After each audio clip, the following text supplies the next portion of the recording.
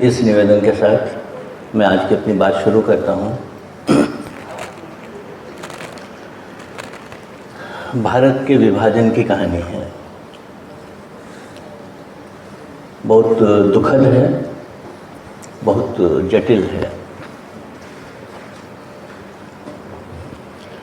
इतिहास के निर्णय बहुत जल्दी में होते हैं, लेकिन उनके पीछे की जो पृष्ठभूमि है वो बहुत लंबी होती है। मकड़ी का जाल देखा है आपने? मकड़ी कहते हैं उड़िया में ना। तो मकड़ी का जाल जो बहुत ही सुंदर बुनावट के साथ आपको दिखाई देता है, उस जाल ने कभी ये कोशिश की है खोजने की कि इसका पहला सिरा कहाँ पर है, जहाँ से जाल बुना गया है? तो आप खोज नहीं पाएंगे। क्रोशिया का काम कभी देखा होगा, जो घर में क्रोशिया बनाते हैं धागों को जोड़ करके, जो एक बहुत सुंदर सी चीज़ दिखती है आपको। आप कोशिश करें कि उसमें भी वो धागा खोजें जहाँ से क्रोशिया शुरू हुआ था, तो आप खोज नहीं पाएंगे। बड़ी ही जटिल संरचना है उसकी, देखने में जितना खूबसूरत है उतना ही उलझा हुआ है। देश विभाजन की कहानी भी उतनी ही उलझी हुई है कि इसमें से अगर हम ये खोजना शुरू करें कि कौन सा धागा किधर से आया और कौन किधर से गुजर गया, तो पता करना मुश्किल हो जाता है। बहुत सारी ताकतें हैं इसके पीछे, बहुत तरह की ताकतें हैं। सामान्य तौर पे जिनको हम देखते पहचानते हैं वो तो बहुत छोटे खिलाड़ी हैं, उनसे भी बड़ी ताकतें हैं इसके पीछे जो खड़ी हैं। और जैसे दो जुड़वा बच्चों को डॉक्टर ऑपरेशन करके अलग करता है, वो एक बहुत ही जटिल ऑपरेशन माना जाता है। देश का विभाजन दो शरीरों को अलग करने से भी ज़्यादा, दो संस्कृतियों को अलग करना, दो जातियों को अलग करना, दो सभ्यताओं को अलग करना, नाते रिश्तों को दो टुकड़े में बांटना, ये सब कितना मुश्किल और कितना जटिल काम रहा होगा, इसका अंदाज़ा हम लोग कर सकते हैं। भूत भविष्य वर्तमान तीनों के टुकड़े कर देना इतना बड़ा और मुश्किल काम है, जिसको हम देश विभाजन कहते हैं। इसीलिए मैं इसको इतने बड़े कैनवस पर लेकर जाऊं, उसमें वक्त भी बहुत लगेगा।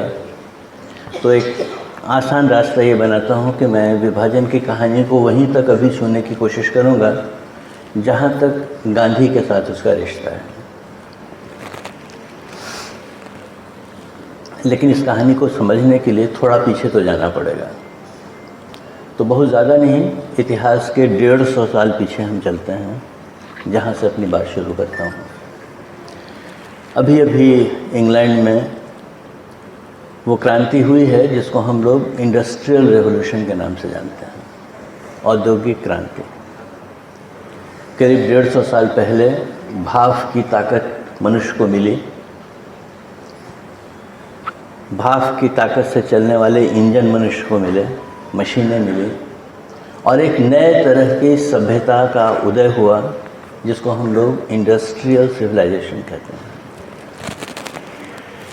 इसकी पहचान में और जो कुछ भी हुआ हो, एक बहुत बड़ी चीज़ हुई इस औद्योगिक क्रांति के कारण कि दुनिया में पहली बार मनुष्य की ज़रूरत से ज़्यादा प्रोडक्शन हुआ। ऐसा पहले कभी नहीं हुआ था। हमेशा हमारे पास अपनी ज़रूरत से कम चीज़ें हुआ करती थी, इसीलिए चीज़ों की बहुत खींचतान रहती थी। औद्योगिक क्रांति ने पहली बार ये संभव बनाया कि हमारी ज़रूरत से ज़्यादा सामान पैदा होने लगा। और स्वाभाविक है कि जब ज़रूरत से ज़्यादा सामान पैदा होता है तो उस सामान को बेचने के लिए, उस सामान को खपाने के लिए ज़्यादा लोगों की ज़रूरत पड़ती है, यानी ज़्यादा बड़े बाज़ार में जाने की ज़रूरत पड़ती है। एक देश का बाज़ार उसके लिए काफ़ी नहीं पड़ता है, इसलिए आपको दुनिया के दूसरे देश के बाज़ारों में भी अपना सामान लेकर जाना पड़ता है। इसको कहते हैं पाँव फैलाना।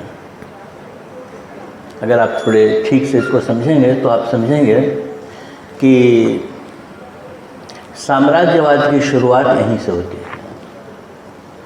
जब बाज़ार की खोज में दुनिया की ताकतें बाहर निकलती हैं और नए बाज़ार बनाने की कोशिश करती हैं, तो वो साम्राज्यवाद की शुरुआत का कदम है।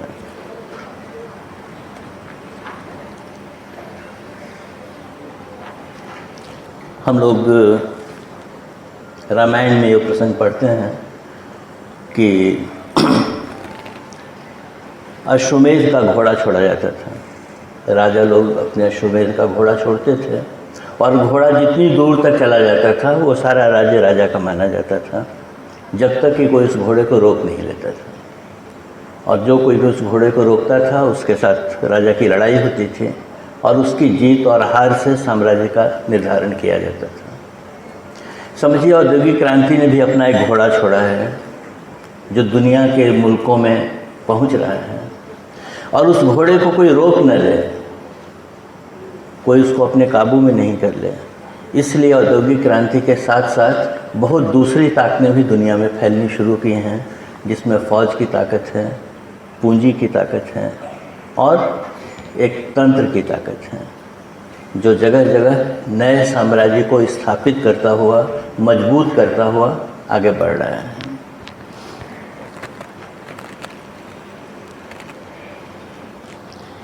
ये जो साम्राज्य फैला दुनिया में, इसमें सबसे मजबूत साम्राज्य इंग्लैंड का फैला, क्योंकि औद्योगिक क्रांति इंग्लैंड में ही हुई थी। उनके पास सबसे ज़्यादा रिसोर्सेज थे। तो दुनिया में सबसे बड़ा साम्राज्य औद्योगिक क्रांति का हुआ। इतना बड़ा हुआ कि उसकी एक छोटी सी परिभाषा बन गई कि एक ऐसा साम्राज्य है जिसमें कभी भी सूरज डूबता नहीं है।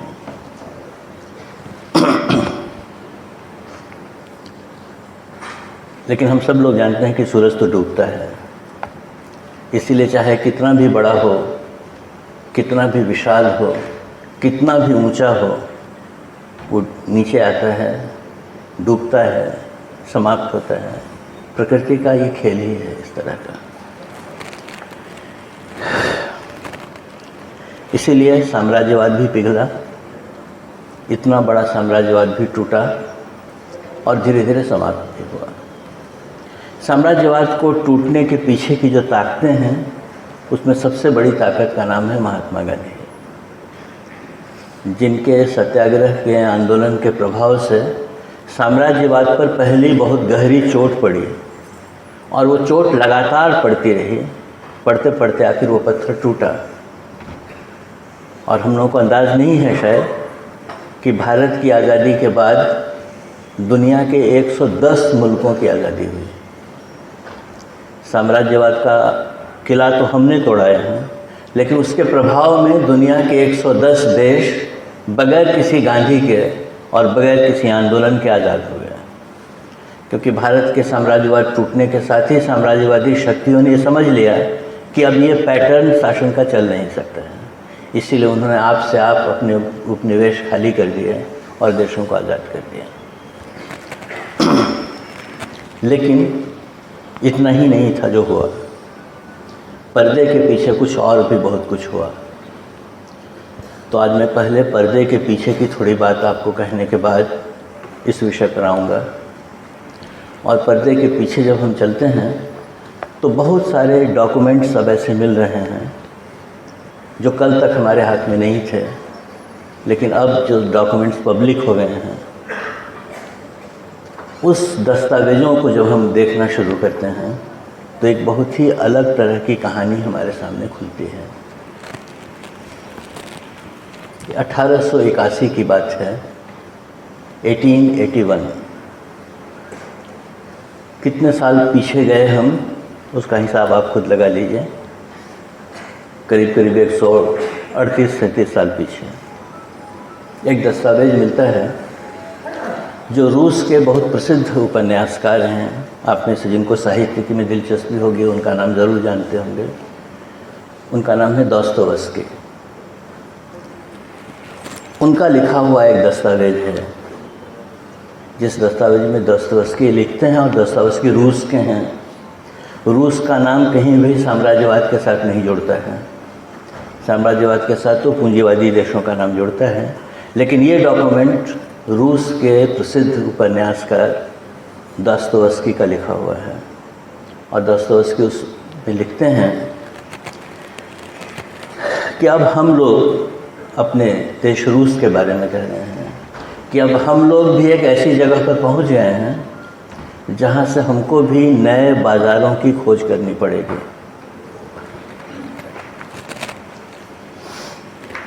हमें ज़मीन की ज़रूरत है, हमें बाज़ार की ज़रूरत है, और इसके लिए हमें अपने पिछड़े पड़ोसियों के पास रेल मार्ग से, हवाई मार्ग से और जल मार्ग से पहुंचने के रास्ते ढूंढने चाहिए।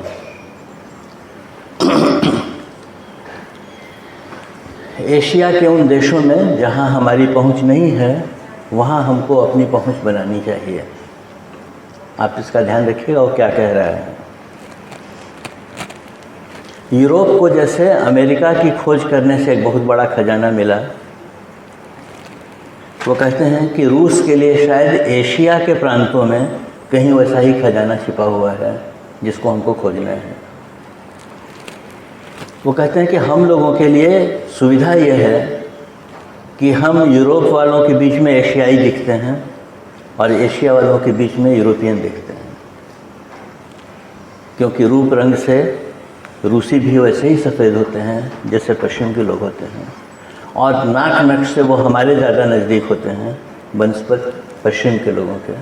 तो कहता है कि हमारे लिए सुविधा है कि हम दोनों में खप जाने वाले लोग हैं।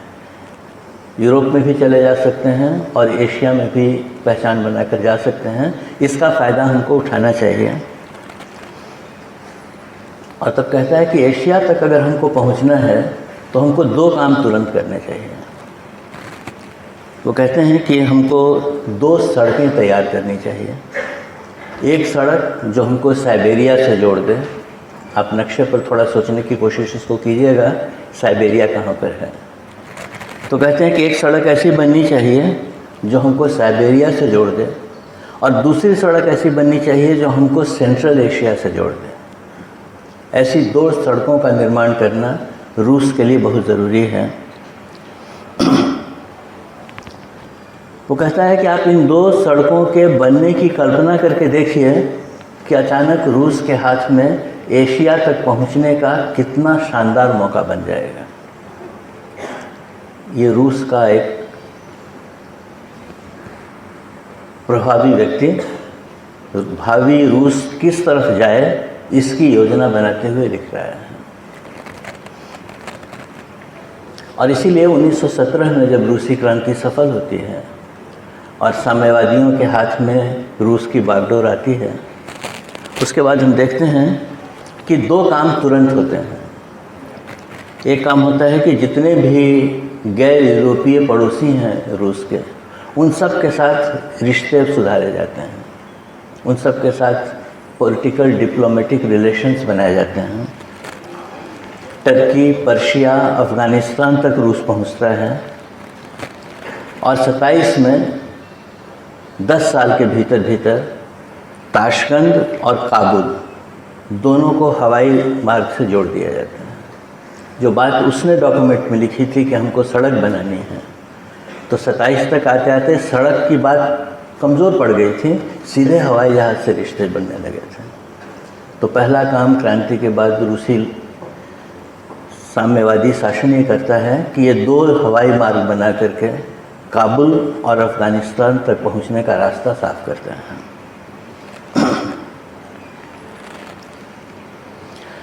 14 से 18 का जो दौर है दुनिया का, वो पहले विश्व युद्ध का दौर है।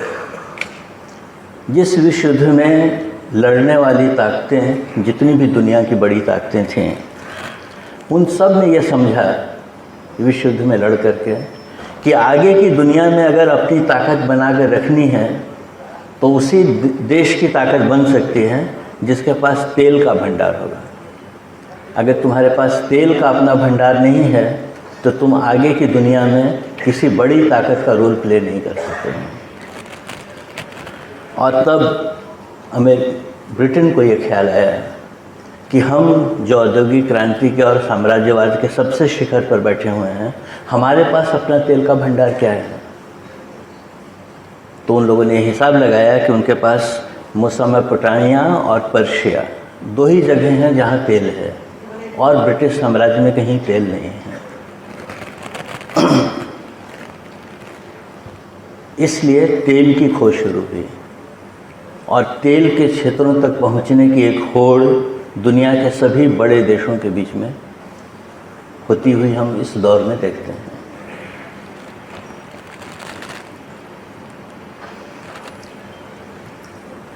दूसरे विश्व युद्ध तक आते आते जब हम हिटलर के मुकाबले में खड़े हो रहे हैं, तब तक ये बात साफ हो गई है कि दरअसल में हिटलर तो हर देश के भीतर है बैठा हुआ, जो दुनिया में कहीं न कहीं अपना प्रभाव जमाने की कोशिश में लगा हुआ है। चाहे उसका नाम इंग्लैंड हो, चाहे उसका नाम अमेरिका हो, चाहे उसका नाम फ्रांस हो, चाहे जर्मनी हो, चाहे जापान हो, हर के अपने अपने हिटलर हैं, और हर इस कोशिश में लगा हुआ है कि दूसरा दुनिया के जितने हिस्सों पर कब्जा कर सके, उससे ज़्यादा बड़े हिस्सों तक हमारी पहुंच बन जाए। यानी एक हिटलर को भी हराना है और अपने अपने हिटलर को विजयी भी बनाना है। ये दूसरे विश्व युद्ध का सिनेरियो है जिसके सामने दुनिया खड़ी है। एक बड़ा उपन्यासकार हुआ है रुडयार्ड किपलिंग। अगर किपलिंग को आप लोगों ने पढ़ा होगा, पढ़ना चाहेंगे, तो उनका बड़ा ही प्रसिद्ध उपन्यास है किम। उस उपन्यास का एक चैप्टर है जिसका नाम है द ग्रेट गेम। उसको अगर आप पढ़ने की कोशिश करेंगे तो ये पूरा का पूरा जो वाकया मैं आपको बता रहा हूँ, उसको उपन्यास की शक्ल में उस ग्रेट गेम नाम के चैप्टर में उसने लिखा है कि आगे दुनिया में कौन सा बड़ा खेल किया जाने वाला है, उसका नक्शा क्या बन रहा है, और कौन कौन सी ताकतें कहाँ से ऑपरेट करने वाली हैं।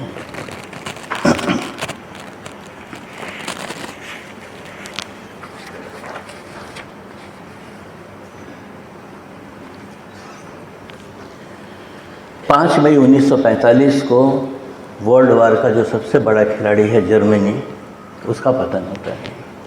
हिटलर ख़त्म होता है, मित्र राष्ट्रों की फ़ौजें जर्मनी में प्रवेश करती हैं और करीब करीब विश्व युद्ध की समाप्ति की घोषणा होती है। जिस दिन ये खबर आती है, उसी दिन इंग्लैंड में प्रधानमंत्री चर्चिल अपने वार कैबिनेट की मीटिंग बुलाते हैं। वार कैबिनेट उस समय ब्रिटेन के सबसे ऊंची संस्था थी, प्रधानमंत्री की कैबिनेट से भी बड़ी थी एक वार कैबिनेट, जिसमें उस समय की स्ट्रैटेजीज प्लान की जाती थी, रणनीतियाँ बनाई जाती थी। उसी दिन जिस दिन ये जर्मनी का पतन होता है और ये खबर इंग्लैंड पहुंचती है, प्रधानमंत्री तुरंत अपनी वार कैबिनेट की मीटिंग बुलाते हैं और एक टॉप सीक्रेट डॉक्यूमेंट उस मीटिंग में रखा जाता है, जो कहता है कि अब हमको ये दिखाई दे रहा है कि सेकेंड वर्ल्ड वार में जीती हुई ताकतों में सबसे मजबूत ताकत के रूप में रूस उभर रहा है, और रूस को अगर चेकमेट करना हो तो हम लोगों को एशिया में अपनी एक मजबूत उपस्थिति का कोई ना कोई केंद्र खड़ा कर लेना चाहिए। ये दूसरे विश्व युद्ध के समाप्ति की बात है, अभी भारत यहाँ कहीं भी नहीं है। ब्रिटिश साम्राज्यवाद के पतन की कहीं कोई दूर दूर तक कहीं आसार भी नहीं है। उस समय इंग्लैंड का प्रधानमंत्री अपनी वार कैबिनेट में एक सीक्रेट डॉक्यूमेंट को रखता है, जिसमें ये कहा गया है कि अगर रूस को आगे बढ़ने से रोकना है, क्योंकि वर्ल्ड वॉर के कारण रूस एक नई ताकत के रूप में उभर रहा है, अगर इसको रोकना है तो हम लोगों को एशिया में अपना पांव मजबूत करने के लिए किसी न किसी जगह का चुनाव कर लेना चाहिए जहां पर हम लोग खड़े हो सकें।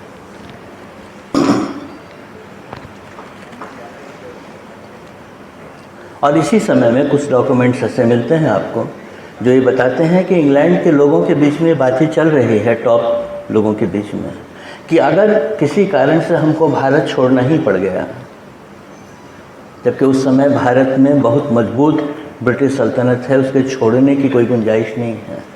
लेकिन कहते हैं ना कि हर मौके पर जो सबसे बुरा है हो सकता है, उसकी भी योजना बना लेनी चाहिए। इसलिए वो लोग उस समय भी इस संभावना पर विचार कर रहे हैं कि अगर कुछ ऐसा घटा और हमको भारत छोड़ना ही पड़ा,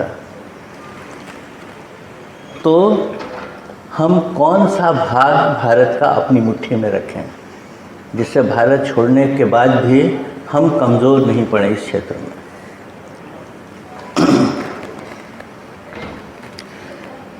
1946 में, अब हम और अपनी आज़ादी के नज़दीक पहुंच रहे हैं, 18 अप्रैल 1946 को ब्रिटिश सेना के तीनों प्रमुख लोगों ने मिलकर के एक डॉक्यूमेंट तैयार किया है जो प्रधानमंत्री को दिया जाता है।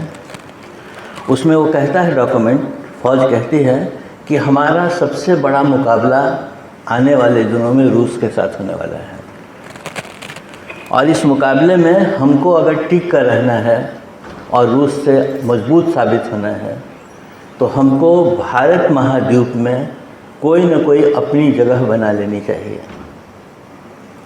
आप इस भाषा का ध्यान कीजिएगा, इस स्ट्रेटजी को समझने की कोशिश कीजिएगा।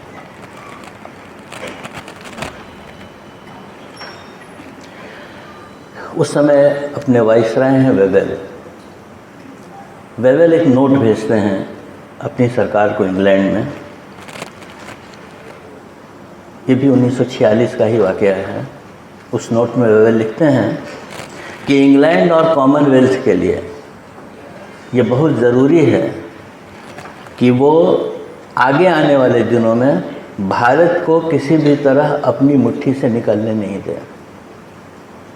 लेकिन अगर ऐसी कोई परिस्थिति बनी और भारत से हमको हटना पड़ा, तो हमको अभी से योजना बनानी चाहिए कि भारत के किस हिस्से को हम अपने हाथ में रखें और किस हिस्से को छोड़ देंगे।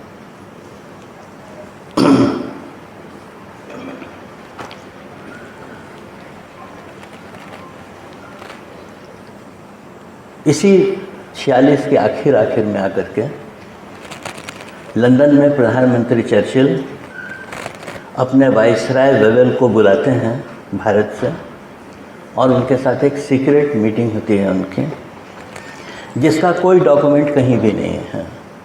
ब्रिटिश आर्काइव्स में भी इसका कोई ट्रेस नहीं है कि वेवेल के साथ प्रधानमंत्री चर्चिल की कोई सीक्रेट मीटिंग हुई है 46 के आखिरी में। लेकिन वेवेल की डायरी मिली है, अब जो डायरी पब्लिश हो गई है, हम आप सब देख सकते हैं।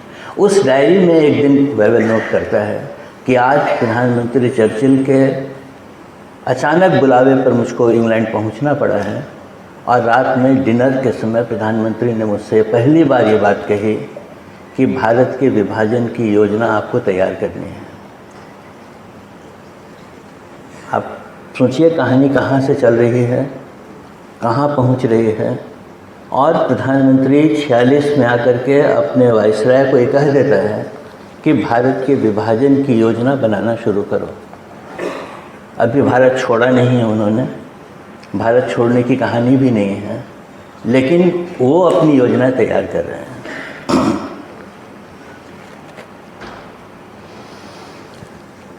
ये सब पर्दे के पीछे की कहानी है। इसके लिए आप ये ध्यान में रखिएगा कि जिस विभाजन की बात हम आगे करने जा रहे हैं, उसकी पृष्ठभूमि में इतनी सारी ताकतें काम कर रही हैं और इतनी सारी योजनाएं बन रही हैं। तब जो पर्दे के आगे की कहानी है, उसका खेल समझना और भी आसान हो जाएगा। तो अब मैं इस बात को यहीं छोड़ देता हूँ और हम पर्दे के आगे चलते हैं, स्टेज पर चलते हैं, वहाँ क्या घट रहा है वो देखिए। इसमें जिन ईयर्स का मैं उल्लेख कर रहा हूँ, जिन सन की बात मैं कर रहा हूँ, आप लोग उनको अगर नोट करेंगे तो आपको कहानी समझना आसान हो जाएगा, क्योंकि इन सारे वर्षों का एक दूसरे के साथ रिश्ता है। तो सबसे पहले 1885 में हम आते हैं, जब लॉर्ड ह्यूम नाम का एक अंग्रेज़ अधिकारी है और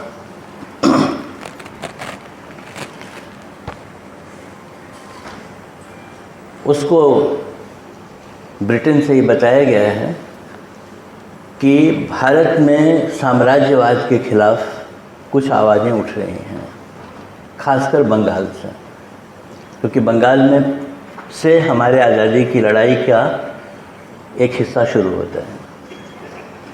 क्रांतिकारियों की टोलियां बनने लगती हैं, वो लोग कुछ विस्फोट वगैरह करने लगते हैं।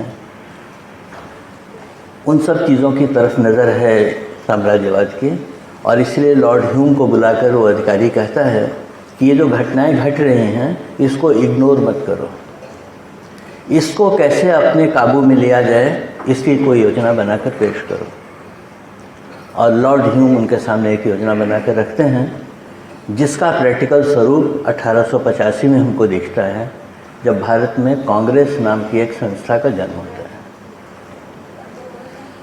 है। कांग्रेस का जन्म लॉर्ड ह्यूम के योजना के अनुसार भारत में होता है, और देश के जितने भी प्रमुख लोग हैं, उस समय कोई पार्टियां वार्टियां तो थी नहीं, लोग थे जो बहुत ही प्रोमिनेंट लोग थे, दादा भाई नौरोजी से लेकर बाल गंगाधर तिलक तक, इन सारे लोगों को उस कांग्रेस के मंच पर लॉर्ड ह्यूम इकट्ठा करते हैं और कहते हैं कि ये मंच हम लोगों का वो साझा मंच है जिस मंच पर हम लोग ब्रिटिश सरकार के साथ बातचीत कर सकेंगे।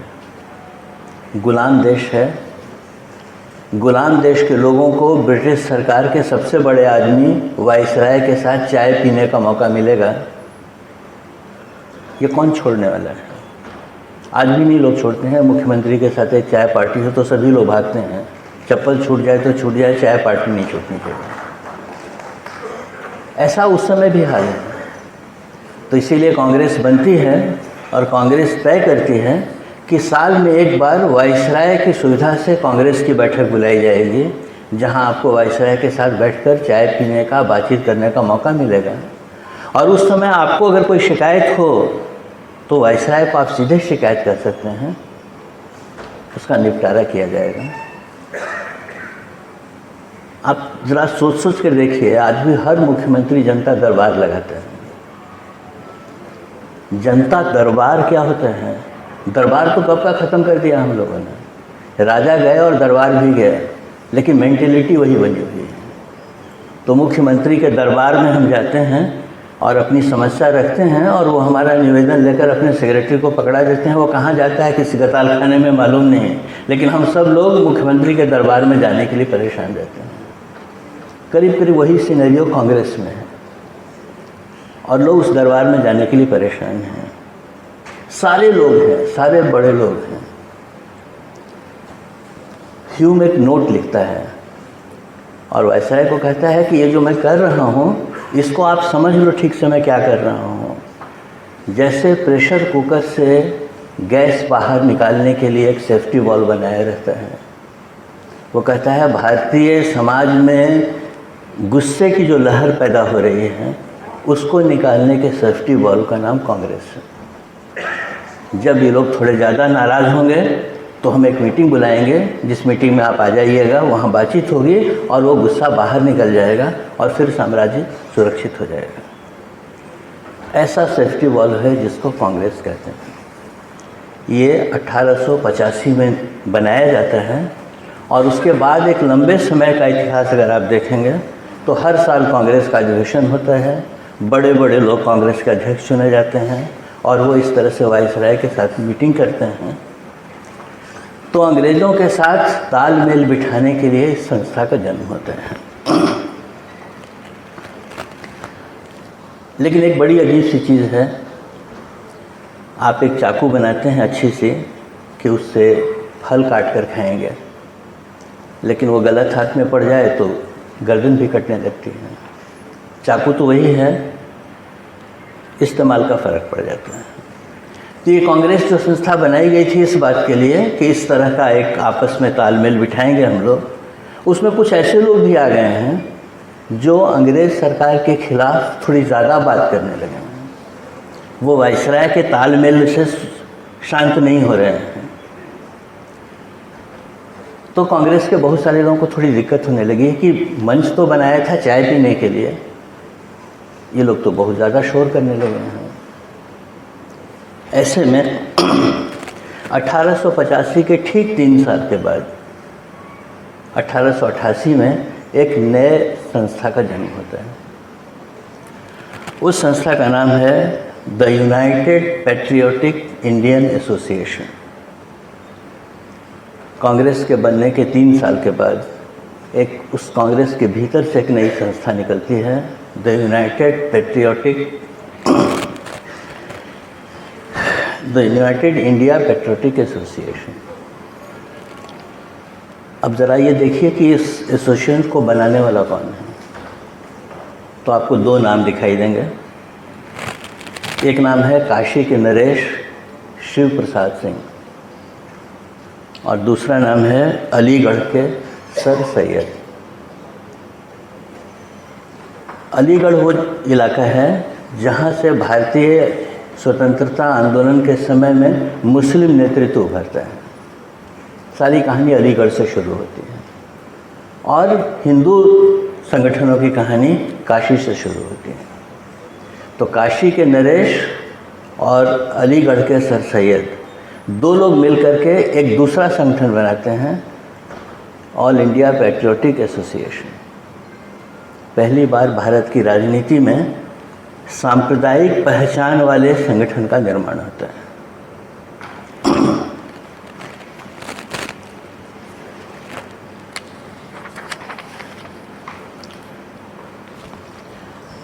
ये क्यों बना? पैट्रियोटिक एसोसिएशन इसलिए बना कि कांग्रेस के मंच पर जिस तरह से सत्ता के साथ सुविधाजनक तालमेल बिठाने की कोशिश हो रही थी, उसमें थोड़ी विघ्न बाधा पैदा होने लगी। इसलिए इन 2 लोगों ने सोचा कि हम एक अलग बना लेते हैं और हम अंग्रेज़ों के साथ अच्छा संबंध बनाएंगे, लड़ाई झगड़े की बात नहीं करेंगे, शिकायत नहीं करेंगे। इसीलिए ये पैट्रियोटिक एसोसिएशन बना। हिंदू और मुसलमान साथ में आए। स्वार्थ जोड़ता है और स्वार्थी तोड़ भी देता है। तो स्वार्थ से जुड़कर ये पैट्रियोटिक एसोसिएशन बना था और हम देखते हैं कि 1988 में जो पैट्रियोटिक एसोसिएशन बना, 1888 में, वो 1906 में आकर टूट गया और टूटने के बाद एक संगठन बना 1906 में जिसका नाम है मुस्लिम लीग। यानी उस पैट्रियोटिक एसोसिएशन का जो एक धड़ा था सर सैयद का, उसने महसूस किया कि इस एसोसिएशन को बनाने के पीछे जो हमारी मंशा थी वो पूरी नहीं हो रही है। इसीलिए उन्होंने मुस्लिमों के लिए एक अलग संगठन का निर्माण किया जिसका नाम है मुस्लिम लीग। 6 में मुस्लिम लीग बनी और कुछ दिन के बाद 1915 में एक और संगठन उभर कर सामने आया जिसका नाम है हिंदू महासभा। आप ध्यान में रखिए इस बात को कि पहले कांग्रेस बनती है जिसके मंच पर हिंदू, मुस्लिम, सिख, पारसी, ईसाई सभी एक लाइन में दिखाई देते हैं, दादा भाई नौरोजी से लेकर लोकमान्य तिलक तक। इस बीच में और भी बहुत सारे लोग हैं। उसके बाद एक संगठन बनता है जिसके मंच पर 2 ही लोग दिखाई देते हैं, सर सैयद हैं और काशी नरेश हैं। उसके बाद एक संगठन बनता है जिसके मंच पर एक ही आदमी दिखाई देता है, एक तरफ हिंदू लोग हैं, एक तरफ मुसलमान लोग हैं। आप देखिए कैसे कैसे धाराएं चल रही हैं और कहाँ कहाँ पर टूट हो रही है। 1915 में हिंदू महासभा के भीतर भी एक टूट होती है और एक नया संगठन सामने में आता है 1925 में जिसका नाम है राष्ट्रीय स्वयंसेवक संघ।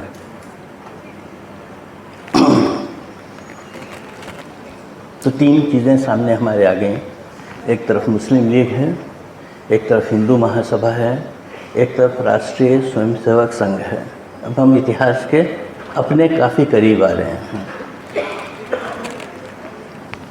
इन तीनों संगठनों में एक बात बिल्कुल समान है जिसका कोई अपवाद नहीं है कि इन तीनों संगठनों का कोई भी आदमी भारत की आज़ादी की लड़ाई में कभी भी शामिल नहीं हुआ।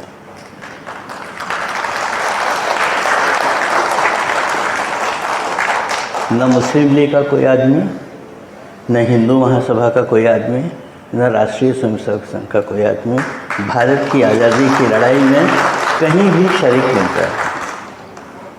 एक ही अपवाद है, जिसका नाम है दामोदर विनायक सावरकर, जिनका छोटा नाम वीर सावरकर है। मैं सोचता हूँ कभी कभी कि अगर सावरकर वीर हैं तो वीर शब्द का अर्थ बदलने की ज़रूरत है, क्योंकि सावरकर के जीवन में वीरता की एक ही घटना हुई है, और वो घटना ये हुई है कि सावरकर इंग्लैंड में रहते हैं, क्योंकि जब वो पुणे में रहते थे उस समय एक अंग्रेज़ अधिकारी की हत्या हुई थी, जिस हत्या का सीधा आरोप सावरकर पर लगा था, और सावरकर देश से भागकर इंग्लैंड चले गए थे और इंग्लैंड में रह करके हिंसक क्रांतिकारियों का संगठन बनाने की कोशिश करते थे और नौजवानों को बदला लेने के लिए प्रेरित करते थे। ये उनका दर्शन था। काफ़ी बड़ा नाम था, बहुत सुंदर बोलते थे, भाषा पर जिसको कहते हैं कि ज़बान पर सरस्वती बसती है, तो सावरकर की ज़बान पर सरस्वती बसती थी और बहुत सुंदर लिखते थे मराठी में। तो लिखने और बोलने दोनों पर असाधारण अधिकार रखने वाले सावरकर का बहुत असर था इंग्लैंड में पढ़ रहे नौजवानों के ऊपर, और उन नौजवानों को सावरकर इस बात के लिए प्रेरित करते थे, तैयार करते थे कि कैसे राजनीतिक बदला लेने की ज़रूरत है, और राजनीतिक बदला का एक ही मतलब होता है कि आदमियों की हत्याएं करनी चाहिए। इसीलिए उन्होंने ऊधम सिंह को तैयार किया और एक अंग्रेज़ अधिकारी की हत्या करवाई वहाँ, और जब ऊधम सिंह को फांसी पड़ी और ऊधम सिंह शहीद डिक्लेयर कर दिया गया, वो सब हुआ। उसके पीछे अगर कोई प्रेरक व्यक्ति था तो उसका नाम था सावरकर। लेकिन ये जो हत्या यहाँ हुई थी पुणे में, जिसका आरोप सावरकर पर लगा था, उस हत्या का जजमेंट जब आया तो सीधे सावरकर को उसके लिए अपराधी ठहराया गया और कोर्ट ने आदेश दिया कि उनको इंग्लैंड से पकड़कर भारत लाया जाए और जेल में बंद कर दिया जाए। इसीलिए सावरकर को अरेस्ट किया गया इंग्लैंड में और पानी के जहाज़ से उनको भारत लाया गया। उस समय जब पानी का जहाज़ इंग्लैंड से भारत आता था तो फ्रांस की धरती के पास से गुजरता था जहाज़। सावरकर ने एक योजना बनाई है कि जिस समय जहाज़ फ्रांस की धरती के पास से गुजरेगा उस समय मैं समुद्र में कूद जाऊंगा और भागकर फ्रांस की धरती पर चला जाऊंगा। और जो इंटरनेशनल डिप्लोमेटिक रिलेशंस हैं वो ये कहते हैं कि जब दूसरे की धरती पर आप चले जाते हो तो आप बगैर उस सरकार की परमिशन के उसको अरेस्ट नहीं कर सकते। इस कानून का फ़ायदा उठाने की योजना बनाकर सावरकर ने सोचा कि अगर मैं फ्रांस चला जाऊंगा तो बगैर फ्रांस सरकार की अनुमति के अंग्रेज़ मुझको गिरफ्तार नहीं कर पाएंगे और इस तरह से मैं बच जाऊंगा। और सच में उन्होंने ऐसा ही किया। जब जहाज़ फ्रांस की धरती के बिल्कुल नज़दीक से गुजर रहा था उस समय सावरकर समुद्र में कूद गए और कूदकर तैरते हुए फ्रांस की धरती पर पहुंच गए। उनके कूदने के पीछे ब्रिटिश फौजी मतलब पुलिस भी समुद्र में कूदी उनको पकड़ने के लिए, लेकिन सावरकर पहले फ्रांस की धरती पर पहुंच गए और जो गार्ड वहाँ खड़ा था उसको ये समझाने लगे कि मैं पॉलिटिकल एसाइलम लेना चाहता हूँ, मैं भारत से आया हूँ। लेकिन दुर्भाग्य सावरकर का ये हुआ कि फ्रांस का जो गार्ड था वो फ्रेंच भाषा के अलावा कुछ भी नहीं समझता था। तो ये अंग्रेज़ी में उसको अपनी बात समझा रहे थे, गार्ड समझ नहीं पाया कि वो क्या बोल रहे हैं, और तब तक ब्रिटिश लोग जो पानी में कूदे थे वो फौज पहुंच गई और उसने फिर से सावरकर को पकड़ करके जहाज़ पर वापस ले लिया।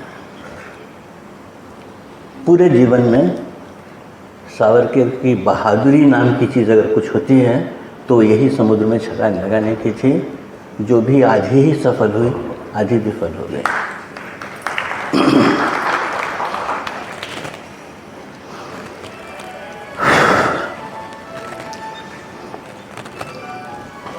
भारत आने के बाद सावरकर को काला पानी की सज़ा हुई और उनको अंडमान भेज दिया गया। अंडमान की काला पानी की जगह वो थी जहाँ के बारे में मोटे तौर पे कहा जाता था कि वहाँ गया हुआ आदमी कभी वापस नहीं लौटता है, क्योंकि वहाँ जो बहुत ही चुने हुए साम्राज्य के शत्रु होते थे उनको ही अंडमान भेजा जाता था। समुद्र के बीच में बना हुआ, अब तो अंडमान अपने देश का हिस्सा है, आप भी जाकर देख सकते हैं। तो समुद्र के बीच में बना हुआ एक छोटा सा टापू है जिस पर एक बहुत बड़ी जेल बनाई हुई है। जिस जेल में जिन लोगों को बंद कर दिया जाता था उन लोगों के साथ फिर कोई कम्युनिकेशन नहीं रहता था। तो बहुत सारे लोग मार दिए जाते थे, बहुत सारे लोगों को समुद्र में फेंक देते थे, मछलियाँ खा जाती थी। उनका कोई हिसाब नहीं होता था कि जो जेल गया वहाँ वो कभी लौटता नहीं था। कुछ ही लोग हैं जो वहाँ गए भी और वापस लौटे। ऐसे लोगों में सावरकर भी एक हैं। सावरकर 1910 में अंडमान भेजे गए और 1921 में भारत वापस आ गए, यानी 10 साल की काला पानी की सज़ा सावरकर ने भुगती। सावरकर वहाँ से छूट कर नहीं आए, सावरकर वहाँ से टूट कर आए। क्योंकि वहाँ पहुँचने के बाद 1 साल के बाद पहला काम सावरकर ने किया कि एक माफ़ी की चिट्ठी अंग्रेज़ सरकार के नाम से लिखी। उसमें उन्होंने लिखा कि मैंने जो गलती की है और मैं जिस रास्ते पर चला गया था, मैं रास्ता भटक गया था, मैं रास्ता वापस सही करना चाहता हूँ, लौटना चाहता हूँ। और एक भटके हुए बेटे को जिस तरह पिता अपने पास वापस बुला लेता है, मैं आपसे अनुरोध कर रहा हूँ कि आप मुझको वापस ले लीजिए। इस तरह की चिट्ठियाँ भारत के आर्काइव में, जिनको भी दिलचस्पी हो वो जाकर देखेंगे तो 6 चिट्ठियाँ मैंने खुद पढ़ी हैं जो अलग अलग समय पर अलग अलग तर्कों से सावरकर ने इंग्लैंड को समझाने की कोशिश की है सरकार को कि मैं तो आपका आदमी हूँ, गलती से भटक गया था, मुझको वापस ले लीजिए, मुझको इस जेल से बाहर छोड़िए। लेकिन अंग्रेज़ इतने आसान खिलाड़ी नहीं थे, वो काफ़ी तौल कर नाप कर बातें करते थे। इसलिए उन्होंने सावरकर की चिट्ठियों को हमेशा फाइल में लगा दिया, कभी उस पर कोई एक्शन नहीं लिया। और लंबे समय तक करने के बाद 10 साल की लगातार विनती करने के बाद सावरकर को एक शर्तनामे के साथ छोड़ा गया। वो शर्तनामा भी अब पब्लिक डोमेन में है, कोई भी देख सकते हैं। उसमें बहुत सारी चीज़ें हैं, कंडीशंस लिखे हुए हैं। अपने मतलब का जो कंडीशन है उतनी ही कहकर मैं बात आगे बढ़ाता हूँ। उसमें सावरकर लिखते हैं उस कंडीशन में एक जगह कि मैं आगे से कभी भी साम्राज्य के खिलाफ किसी भी कार्रवाई में हिस्सा नहीं लूँगा। बाकी कंडीशंस जो हैं वो अपनी जगह पर हैं। और सावरकर छूट कर यहाँ आते हैं, यहाँ रत्नागिरी जेल में उनको रखा जाता है। ये आपस के समझौते के साथ चूँकि वो छूटे हैं, इसीलिए सरकार को मालूम है कि इसका इस्तेमाल क्या करना है। रत्नागिरी जेल के बाद सावरकर को एक काम दिया जाता है कि आप लाइब्रेरी का काम संभालिए, जेल की लाइब्रेरी का, और कैदियों का शिक्षण कीजिए। कैदी कौन था? तो महात्मा गांधी के आंदोलन के कारण जो कैदी जेल में गए हुए थे बड़े पैमाने पर, उनका शिक्षण करने का काम सावरकर को दिया गया। और सावरकर अपने आत्मकथा में लिखते हैं कि मैंने उस पूरे समय का इस्तेमाल सत्याग्रहियों के मन में गांधी जी के खिलाफ वातावरण बनाने के लिए किया। मैंने उनको समझाया कि कैसा बेवकूफ़ आदमी है जिसको आप लोग अपना नेता समझकर जेल आ गए हैं। ऐसे साम्राज्य से इस तरह से लड़ कर क्या कोई जीत सका है आज तक? इसीलिए इस लड़ाई को छोड़िए, साम्राज्य के साथ में आइए, इस रास्ते पर जाना सही नहीं है। इसका प्रशिक्षण वो सत्याग्रहियों का किया करते थे। ये बात सावरकर ने खुद ही लिखी है, हम में से किसी को कहने की ज़रूरत नहीं।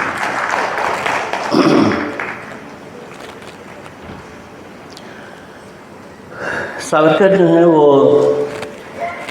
बहुत ही ईमानदार आदमी है, इसीलिए जिस शर्तनामे पर उन्होंने दस्तखत किया है उसका पूरा पूरा पालन किया उन्होंने। इसलिए फिर इसके बाद आप सावरकर का नाम किसी भी राष्ट्रीय गतिविधि में कहीं भी पाएंगे नहीं। न वो कभी जेल गए, न उन्होंने कभी किसी आंदोलन में हिस्सा लिया। उन्होंने 3 ही काम किए इसके, जो उन्होंने खुद ही लिखे हैं। मैं आपको बता रहा हूँ कि उन्होंने कहा कि मैं 3 ही काम करूँगा।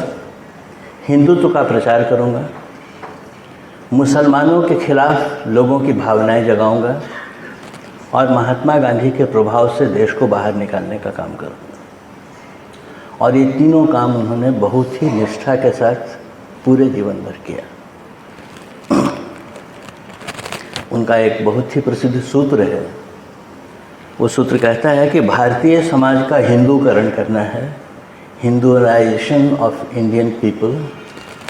दूसरा वो कहते हैं कि हिंदू समाज का फौजीकरण करना है, मिलिटराइजेशन ऑफ हिंदू सोसाइटी, और फौजी अनुशासन से चलने वाला हिंदुस्तान तैयार करना है। उनके आदर्श का जो हिंदुस्तान है वो मिलिट्री के अनुशासन से चलने वाला, एक के आदेश से पूरा देश चले, एक ऐसी कल्पना का देश है जिसके लिए सावरकर काम करते हैं। इसके आगे का जो इतिहास है वो हिंदू और मुसलमान संगठनों के आपस के घात प्रतिघात का इतिहास है। कौन किसको कहाँ काटने, कहाँ गिराने, कहाँ छोटा करने, कहाँ बदनाम करने की कोशिश कर रहा है, इसकी एक लंबी दास्तान भारतीय इतिहास में आपको इस दौर में मिलेगी।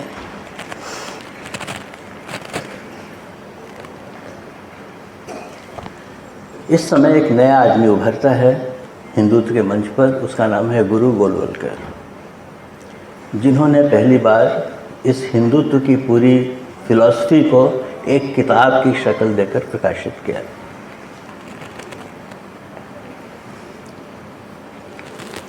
और राष्ट्रीय स्वयंसेवक संघ का पॉलिटिकल डॉक्यूमेंट तैयार हुआ, जिस डॉक्यूमेंट की मूल भावना यह है कि हिंदू समाज को किसी भी संघर्ष में नहीं पड़ना है, आज़ादी की किसी लड़ाई में नहीं पड़ना है, हमको सिर्फ अपने समाज को संगठित और मजबूत करने का काम करना है। ये फिलॉसफी बनी राष्ट्रीय स्वयंसेवक संघ की। इसीलिए आज़ादी के किसी भी संघर्ष में अगर राष्ट्रीय स्वयंसेवक संघ की कोई भूमिका नहीं मिलती है, इसलिए नहीं मिलती है कि उनके जो सबसे बड़े व्यक्ति थे उन्होंने अपने संगठन का आदर्श ही ये बनाया था कि हमको किसी भी विवाद में पड़ना नहीं है, किसी भी लड़ाई में हिस्सा नहीं लेना है, सिर्फ अपने समाज को मजबूत करना है। 1973 में गोलवलकर का देहांत हुआ और बाला साहब देवरस राष्ट्रीय स्वयंसेवक संघ के प्रमुख बने 1973 में। 1974 में वो आंदोलन शुरू हुआ जिसका कल जिक्र मैंने आपसे किया था कि जिस आंदोलन से मैं निकला हूँ, संपूर्ण क्रांति का आंदोलन। जयप्रकाश नारायण जी के नेतृत्व में जो आंदोलन शुरू हुआ वो 1974 में शुरू हुआ। यही वो दौर था जब बाला साहब देवरस के सीधे संपर्क में मैं आया, क्योंकि बहुत सारे संगठन और बहुत सारी पार्टियां इस आंदोलन में शामिल थीं, जिन सब के साथ अलग अलग तरह से कोऑर्डिनेशन करना पड़ता था। तो संघ परिवार के साथ कोऑर्डिनेशन करने की कमेटी का एक मेंबर मैं भी था। तो बाला साहब के साथ सीधे भी और अलग अलग बैठकों में भी बातचीत करने का, रास्ता निकालने का, समन्वय करने का काम मैंने किया। उस समय पहली बार उनके साथ मेरा परिचय हुआ। इसमें जो सबसे बड़ा सवाल था वो ये था कि संपूर्ण क्रांति के आंदोलन में राष्ट्रीय स्वयंसेवक संघ शामिल हो कि नहीं, क्योंकि आंदोलन था, सभी पार्टियां शामिल हो रही थीं, सारे संगठन शामिल हो रहे थे। देवरस खुद चाहते थे कि इस संघर्ष में जो इतना बड़ा जन आंदोलन खड़ा हो रहा है इसमें राष्ट्रीय स्वयंसेवक संघ को भी होना चाहिए, लेकिन उनके सामने सवाल ये था कि देवरस जो लकीर खींच कर गए थे उस लकीर को पार किया जाए कि नहीं किया जाए। समय बदल गया था, परिस्थितियां बदल गई थीं, बहुत अलग तरह की ताकतें काम कर रही थीं। इतनी लंबी डेमोक्रेसी में देश सीखते हुए आगे बढ़ गया था और अब डेमोक्रेसी के सामने ही एक संकट खड़ा हो गया था। उस संकट से निपटने के लिए आंदोलन चल रहा था जिसमें सारे लोग शरीक हो रहे थे। राष्ट्रीय स्वयंसेवक संघ शरीक हो कि नहीं, ये सवाल था।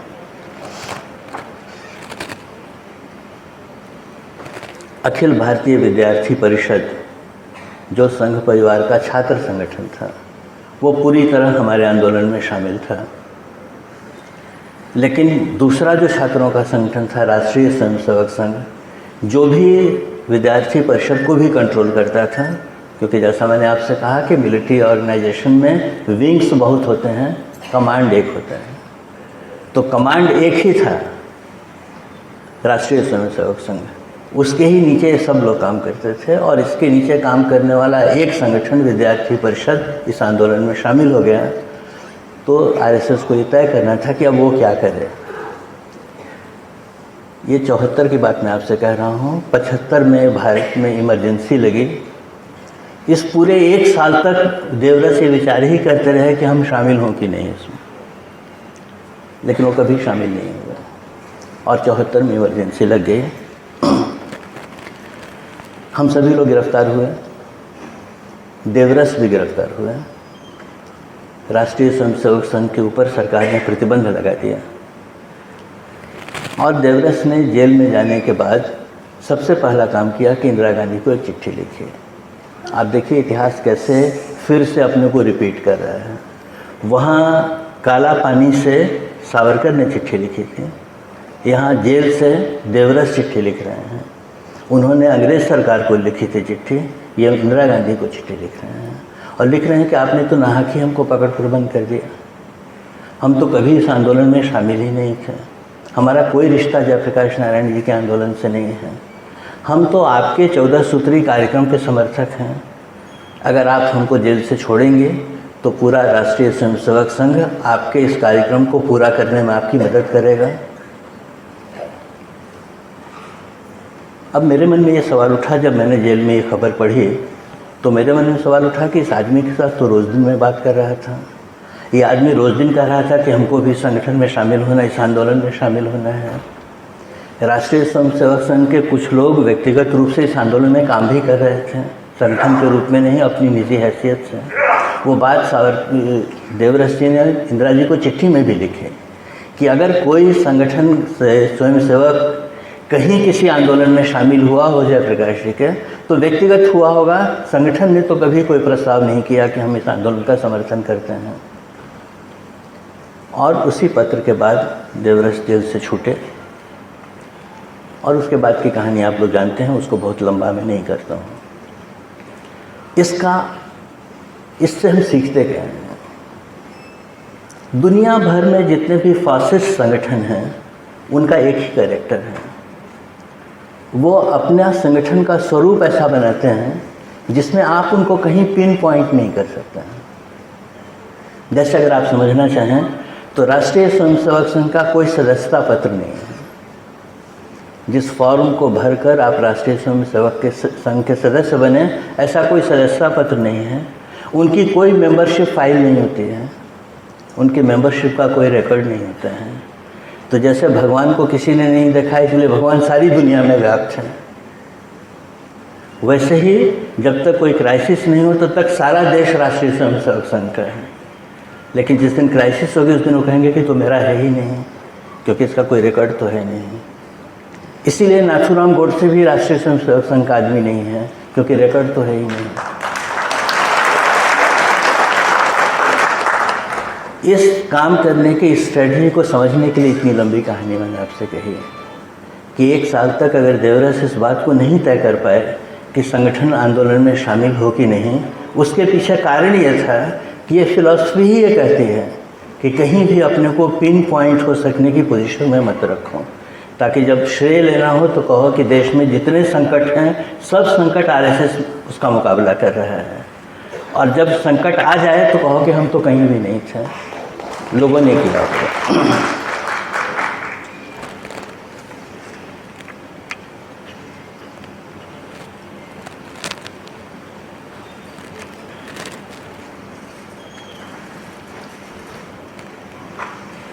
समाज को अपने साथ में लेने की 2 ताकतें हैं, 2 तरीके हैं।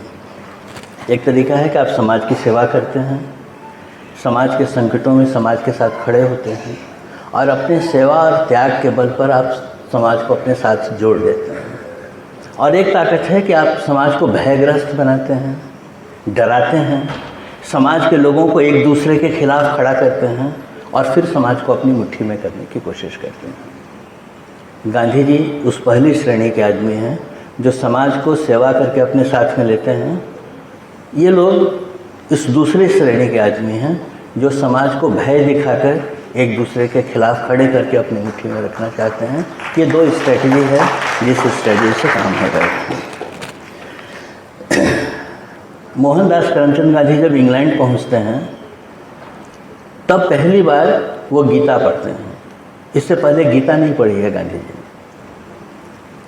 जब इंग्लैंड जाने लगे हैं तो माँ ने जो व्रत दिलाए हैं उनको, जो व्रत आप लोग जानते होंगे, उसमें एक गीता की कॉपी भी दी है उनको कि इसको पढ़ना। तो गांधी जी उससे पहले गीता पढ़े हुए नहीं हैं। इंग्लैंड पहुंचकर गीता पढ़ते हैं, इंग्लैंड पहुंचकर कुरान पढ़ते हैं, इंग्लैंड पहुंचकर बाइबल पढ़ते हैं।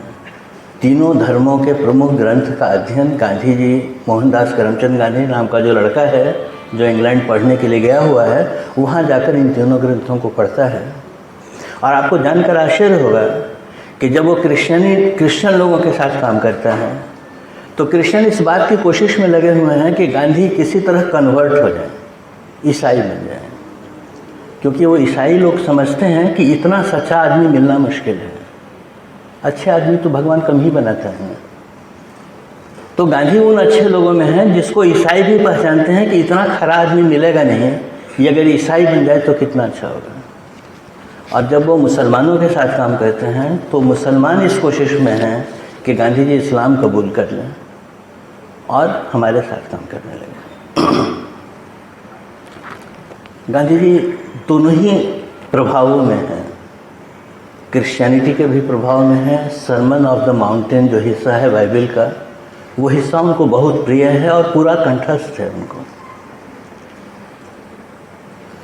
इस्लाम की बहुत चीज़ों से वो बहुत प्रभावित होते हैं।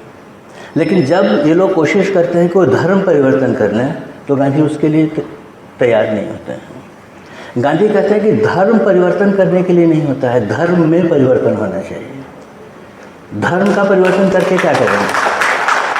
क्योंकि वो कहते हैं कि दुनिया के सारे धर्म तो हम ही लोगों ने बनाए हैं। तो आदमी अपूर्ण है, इसलिए दुनिया के हर धर्म अपूर्ण है। एक अपूर्ण से निकल के दूसरे अपूर्ण में जाने से होगा क्या? होना तो ये चाहिए कि हमारे धर्म की जो अपूर्णता है उसको मैं दूर करूं, तुम्हारे धर्म की जो अपूर्णता है उसको तुम दूर करो, और हम दोनों मिल करके एक परिपूर्ण धर्म बनाने की कोशिश करें। ये मोटे तौर पे गांधी जी की धर्म की कल्पना है। धर्म की भूमिका के बारे में गांधी इस तरह से सोचते हैं, इसलिए गांधी कन्वर्ट नहीं होते हैं। गांधी फिर दक्षिण अफ्रीका जाते हैं और दक्षिण अफ्रीका में नौकरी करते हैं अब्दुल्ला की फर्म में, मुसलमान फर्म है, जिसमें महात्मा गांधी को पहली नौकरी मिलती है। और जिस समाज में जाते हैं वो समाज भारतीयों का एक टूटा हुआ समाज है। दक्षिण अफ्रीका में भारत के हर प्रांत से मजदूर गए हुए हैं। हम लोग अपने देश में जितना एक दूसरे से अजनबी हैं, एक दूसरे की भाषा नहीं जानते हैं, एक दूसरे के धर्म के बारे में नहीं जानते हैं, एक दूसरे की जीवन शैली के बारे में नहीं जानते हैं। यही नक्शा दक्षिण अफ्रीका में है कि वहाँ इतनी बड़ी संख्या में भारतीय मजदूर हैं, लेकिन वो एक दूसरे को नहीं जानते हैं। कोई तमिल है, कोई तेलुगु है, कोई कन्नड़ है, कोई गुजराती है, कोई कुछ है। न भाषा का एक दूसरे को पता है, न परिचय है। ऐसे समाज में गांधी नाम का आदमी पहुंचता है जो एक मुसलमान फर्म में काम करता है, और वो घटनाओं के कारण से इस समाज को जोड़ने की कोशिश करते हैं। वो लंबा इतिहास कभी दूसरी समय करेंगे, अभी उसका वक्त नहीं है, इसलिए मैं पासिंग रेफरेंस करके इसको छोड़ रहा हूँ। गांधी का अनुभव यहाँ पर से देखना चाहिए हम लोगों को कि वो ये देखते हैं कि जिस मुस्लिम फर्म में वो काम करते हैं वो लोग बहुत ही ईमानदार लोग हैं। करोड़ों का वो मामला है जिस मामले के लिए गांधी को नौकरी मिली है कि ये मुकदमा जो चल रहा है इसका कोई रास्ता निकालो और हमको जिताओ। और गांधी करते क्या है कि उन दोनों पार्टियों को आपस में मिलाकर कोर्ट के बाहर समझौता करा देते हैं उनका, और दोनों समझौता मान भी लेते हैं, और वर्षों से चली हुई दोनों फर्मों की लड़ाई ख़त्म हो जाती है। तो गांधी का ये विश्वास पक्का होता है अपने अनुभव से, जो इंग्लैंड में भी उन्होंने देखा है और जो दक्षिण अफ्रीका में देखा है, कि धर्म के जो लेबल हैं अगर इनको हटा दो तो इंसान सब जगह एक ही है, एक ही तरह की कमज़ोरी से घिरा हुआ है, एक ही तरह की संभावनाओं से भरा हुआ है। इस पर धर्म का लेबल लगा देते हो तो तुम प्रेजुडिस बन जाते हो। उसको निकाल दो, सिर्फ इंसान को देखो तो देखो कि सब तो एक ही तरह के हैं, एक ही तरह की कमज़ोरी है, एक ही तरह की मजबूती है, एक ही तरह की पॉसिबिलिटीज़ है हर आदमी में। और जब वो अपने समाज को देखते हैं तो देखते हैं कि इतना टूटा हुआ समाज है कि अगर कोई लड़ाई लड़नी हो तो इस समाज को एक किए बगैर नहीं हो सकता है। तो सारे उस टूटे हुए समाज को इकट्ठा करके हैं, नटाल इंडियन कांग्रेस नाम की एक संस्था बनाते हैं। उम्र है 24 साल की। हम लोग जब गांधी के बारे में बात करते हैं तो हमेशा किसी बूढ़े के बारे में बात करते हैं, लेकिन गांधी बूढ़े तो पैदा नहीं हुए थे, पैदा तो हमारी आपकी तरह ही हुए थे, हमारे आपकी तरह ही उम्र की हर अवस्था से गुजरे थे। तो 24 साल का लड़का है, वो दक्षिण अफ्रीका में नौकरी करने गया हुआ है, कोई क्रांति करने नहीं गया था, घर चलाना था, वकालत जम नहीं रही थी, भारत में वकालत चल नहीं रही थी। तब तक ये मौका मिला, दक्षिण अफ्रीका चला गया, वहाँ बढ़िया वकालत की, खूब पैसा कमाया, बहुत ऐशो आराम से रहते थे। लेकिन वो घटना घट गई जिसने उस ट्रेन से निकाल कर उनको फेंक दिया फर्स्ट क्लास के डब्बे से, ये कहने के बावजूद भी कि मेरे पास फर्स्ट क्लास का टिकट है। उस टीटी ने उनको बाहर फेंक दिया क्योंकि काले लोगों को फर्स्ट क्लास में चलने की इजाज़त नहीं थी। उस घटना ने बैरिस्टर M.K. गांधी के भीतर से एक नए आदमी का जन्म कर दिया जिसको महात्मा कहते हैं। और उसके बाद ये सारी कहानियाँ हुई जो कहानी हम लोग पढ़ते हैं। ये गांधी की विकास यात्रा है। इससे हम लोग ये ध्यान में रखें कि गांधी किसी और विश्वास से बने हुए आदमी हैं, और जिन लोगों की चर्चा मैं पहले कर रहा था उन लोगों के कुछ विश्वास अलग हैं। यानी दो अलग अलग विश्वासों से पैदा होकर पहुँचे हुए दो अलग अलग किस्म के लोग हैं जिनको इतिहास आमने सामने खड़ा कर देते हैं।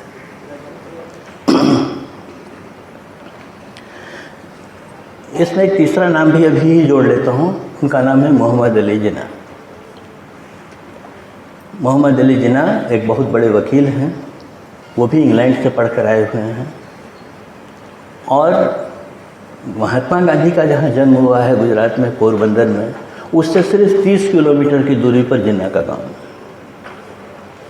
और जिन्ना हिंदू माता पिता की संतान है जो सिर्फ एक जनरेशन पहले धर्म परिवर्तन करके मुस्लिम हुए हैं। और धर्म परिवर्तन का कारण ये हुआ कि जिस लोहाना गुजराती जाति के हैं पिताजी जिन्ना के, जिनका नाम लालजी भाई है, वो मछली का व्यापार करते हैं।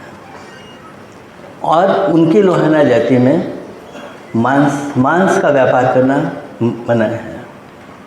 लेकिन परिस्थिति ऐसी बन गई है कि वो व्यापार, मछली का व्यापार ही वो परिवार कर रहा है, इसलिए उसको जाति से बाहर कर देते हैं, लोहाना जाति से बाहर निकाल देते हैं। ये बाहर निकाल देना बहुत बुरा लगा है जिन्ना के पिताजी को, और वो कोशिश करते हैं कि जल्दी से ये व्यापार ख़त्म करके कोई दूसरा धंधा शुरू करूं ताकि ये लोग मुझको जाति में ले लें, क्योंकि जाति के बाहर आदमी बहुत मुश्किल में पड़ जाता है, समाज के बाहर निकाल दिया जाए। इसीलिए वो अपना व्यापार का धंधा भी बदलते हैं। लेकिन लोहाना जाति के जो बड़े लोग हैं उनको वापस लेने को तैयार नहीं होते हैं, और इस गुस्से में उनके पिताजी इस्लाम कबूल कर लेते हैं। यहाँ जिन्ना की कहानी है। जिन्ना और गांधी में फ़र्क क्या है? तो फ़र्क बहुत छोटा सा है। गांधी कहते हैं कि मुल्क जो है, देश जो है, वो धर्मों से नहीं बनता है, देश संस्कृतियों से बनता है। जिन्ना कहते हैं देश धर्म से बनता है, इसीलिए एक देश के भीतर दो धर्म नहीं रह सकते। गांधी कहते हैं देश संस्कृतियों से बनता अगर है तो उसमें जितने धर्म चाहें सभी रह सकते हैं, क्योंकि अगर संस्कृति एक है तो धर्म का जो विश्वास है वो तो अपनी अपनी निजी चीज़ है। तुम कैसे रहना चाहते हो, तुम घर में शिव को पूजते हो कि कुरान पढ़ते हो कि गीता पढ़ते हो कि बाइबिल पढ़ते हो कि जप्पू जी का जाप करते हो, वो तुम जानो। लेकिन एक पूरी संस्कृति है जिस संस्कृति से देश चलता है। जिन्ना कहते हैं नहीं, धर्म से देश चलता है, इसीलिए एक देश के भीतर दो धर्म नहीं हो सकते हैं। ये गांधी और जिन्ना के बीच की लड़ाई है,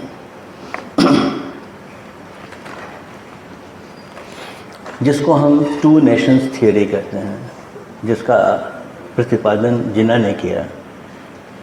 उसका आधार सिर्फ इतना ही है कि एक देश के भीतर एक ही धर्म होना चाहिए, अलग अलग धर्म नहीं हो सकते हैं। इंग्लैंड अंग्रेज जब यहाँ आते हैं तो ये देखने की कोशिश करते हैं कि भारतीय समाज की कमज़ोर कड़ियाँ क्या क्या हैं, जिनको तोड़ा जाए अगर तो ये समाज हमारे हाथ में रहेगा। तो ये धर्मों का विभेद देखते हैं, जातियों का विभेद देखते हैं, तो इन दोनों को वो पकड़ते हैं हाथ में। धर्म का विभेद लेकर के वो हिंदू मुसलमान को अलग करने की कोशिश करते हैं, जातियों का विवाद लेकर वो अम्बेडकर को अपने साथ लेकर जाते हैं और उसको आगे बढ़ाने की कोशिश करते हैं। साम्राज्यवाद का खेल ही ये है कि वो जिस समाज में जाता है उसकी कमज़ोरियों को पकड़ने की कोशिश करते हैं। तो इस तरह से ये लड़ाई आगे बढ़ती है और सारे लोग एक तरफ होते हैं।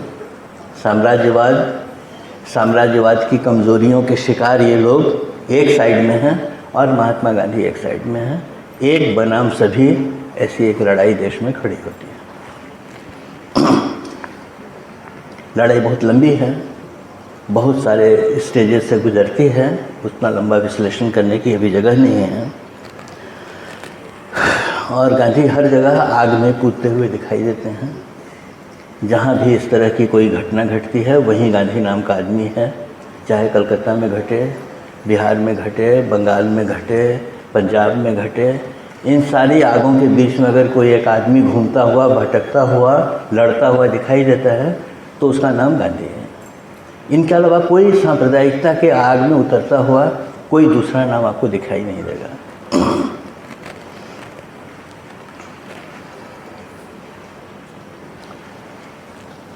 अब हम एकदम अपनी आज़ादी के समय में पहुंच जाते हैं। आज़ादी के समय में, जिस समय इंग्लैंड करीब करीब ये तय कर लेता है कि हमको भारत को छोड़कर अब निकल जाना है, उस समय देश में बहुत भयंकर सांप्रदायिक दंगा छिड़ा हुआ है। और दिल्ली में जो सारे नेता लोग इकट्ठे हैं उनको गांधी ये कहते हैं कि मेरी आत्मा मुझसे कह रही है कि मुझको अभी नोआखली चले जाना चाहिए।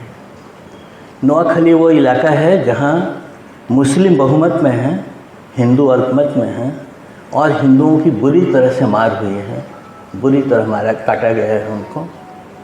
और गांधी पर ये आरोप है कि जहाँ जहाँ मुसलमानों को संकट होता है वहीं आप जाते हैं, हिंदुओं का संकट होता है तो आप नहीं जाते हैं, क्योंकि गांधी को मुस्लिम परस्त हैं ऐसा उनसे कहा जाता है।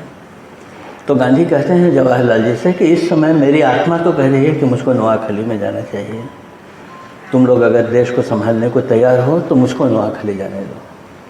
और गांधी नोआखली चले जाते हैं। नोआखली वो बंजर दूर का इलाका है जहाँ कम्युनिकेशन भी बहुत मुश्किल है। अब तो नोआखली बांग्लादेश में है। गांधी वहाँ पहुँच जाते हैं। वहाँ की घटना का वर्णन अलग कभी करूँगा, वो भी बहुत ही करुण और बहुत ही जानने लायक प्रसंग है। गांधी की परीक्षा जीवन में शायद उतनी कठिन कहीं नहीं हुई जैसी नोआखली में हुई।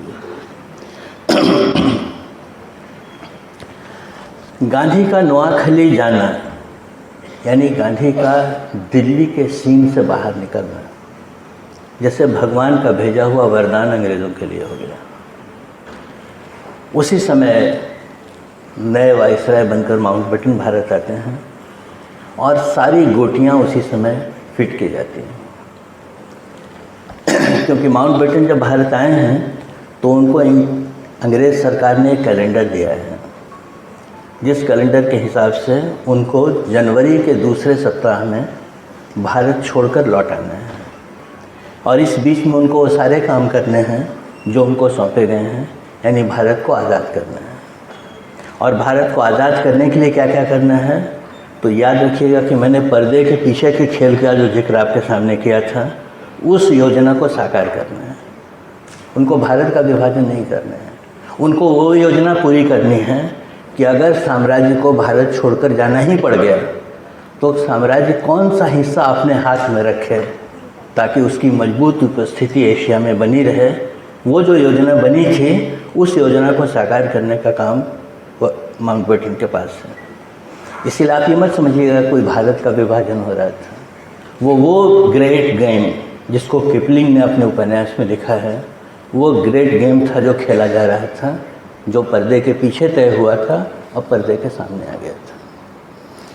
इसीलिए गांधी की अनुपस्थिति भगवान का भेजा हुआ वरदान हो गई। उसी दौर में आप देखेंगे कि जवाहरलाल नेहरू, सरदार पटेल, मौलाना आज़ाद, आचार्य कृपलानी, राजेंद्र प्रसाद, जितने टॉप के कांग्रेस के नेता हैं, और मुस्लिम लीग का एक ही नेता है जिसका नाम मोहम्मद अली जिन्ना है, इन सब को माउंटबेटन धीरे धीरे अपनी जेब में कर लेता है, क्योंकि उनको जेब में जाने से रोकने वाला जो आदमी था वो तो नोआखली में बैठा हुआ है, उसको तो पता भी नहीं है कि क्या हो रहा है।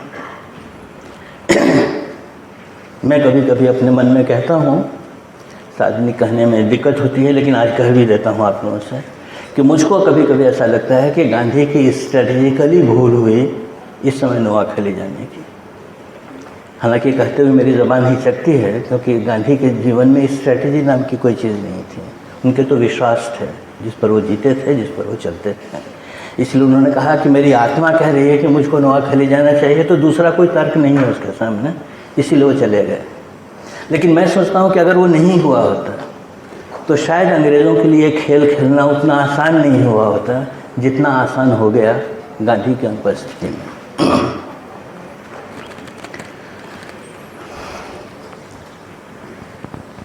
तो कांग्रेस ने ये समझा कि ये आदमी अगर रहेगा तो ये हमारे हाथ में आने वाला नहीं है, इसीलिए इसको किनारे कर दो। गांधी खुद ही किनारे चले गए, नोआखली चले गए।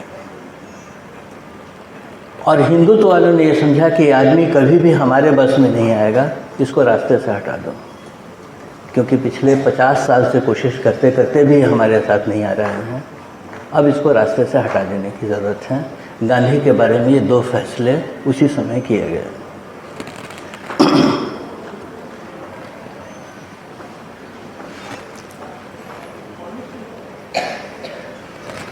नोआखली में बैठे हुए गांधी को इस बात का अंदाज़ा है कि भारत दिल्ली में कुछ खिचड़ी बन रही है, इसलिए वो बार बार इस कोशिश में हैं कि दिल्ली से कोई मुझको खबर तो दे कि दिल्ली में हो क्या रहा है।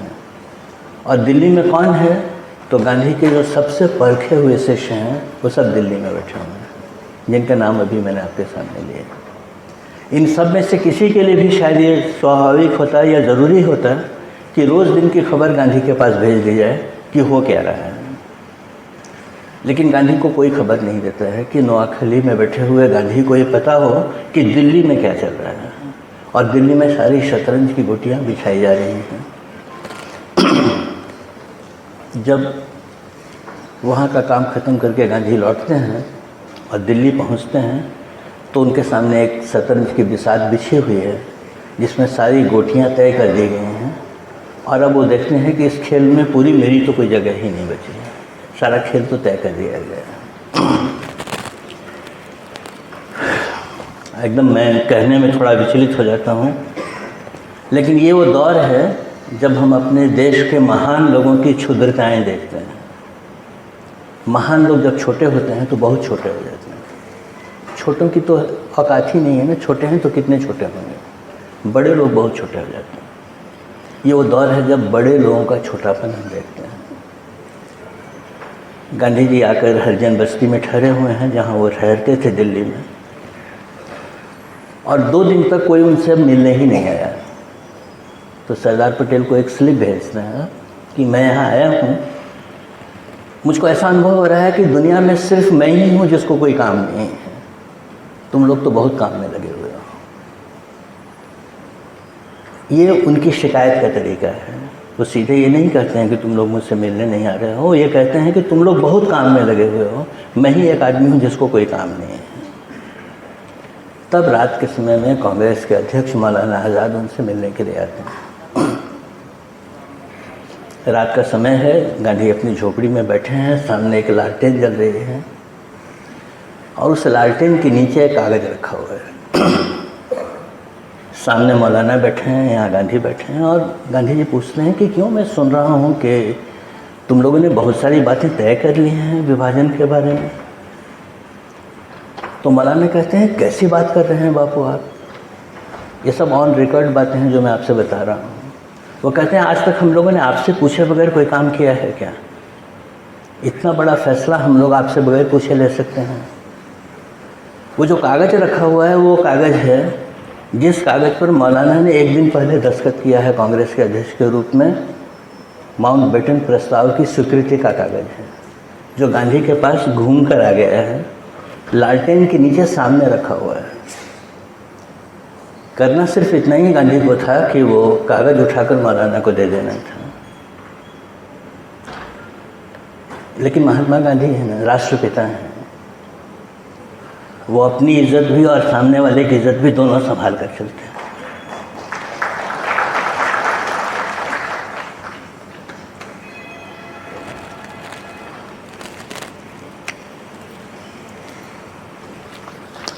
इसीलिए उन्होंने कहा ठीक तुम कह रहे हो तो मैं तुम्हारी बात मानता हूँ कि ऐसा कुछ नहीं हुआ है। और फिर वर्किंग कमेटी अगले दिन जब बैठती है तो सारी कहानी खुल जाती है। तो बापू जवाहरलाल से कहते हैं कि तुमने मुझको बताने की भी ज़रूरत नहीं समझे।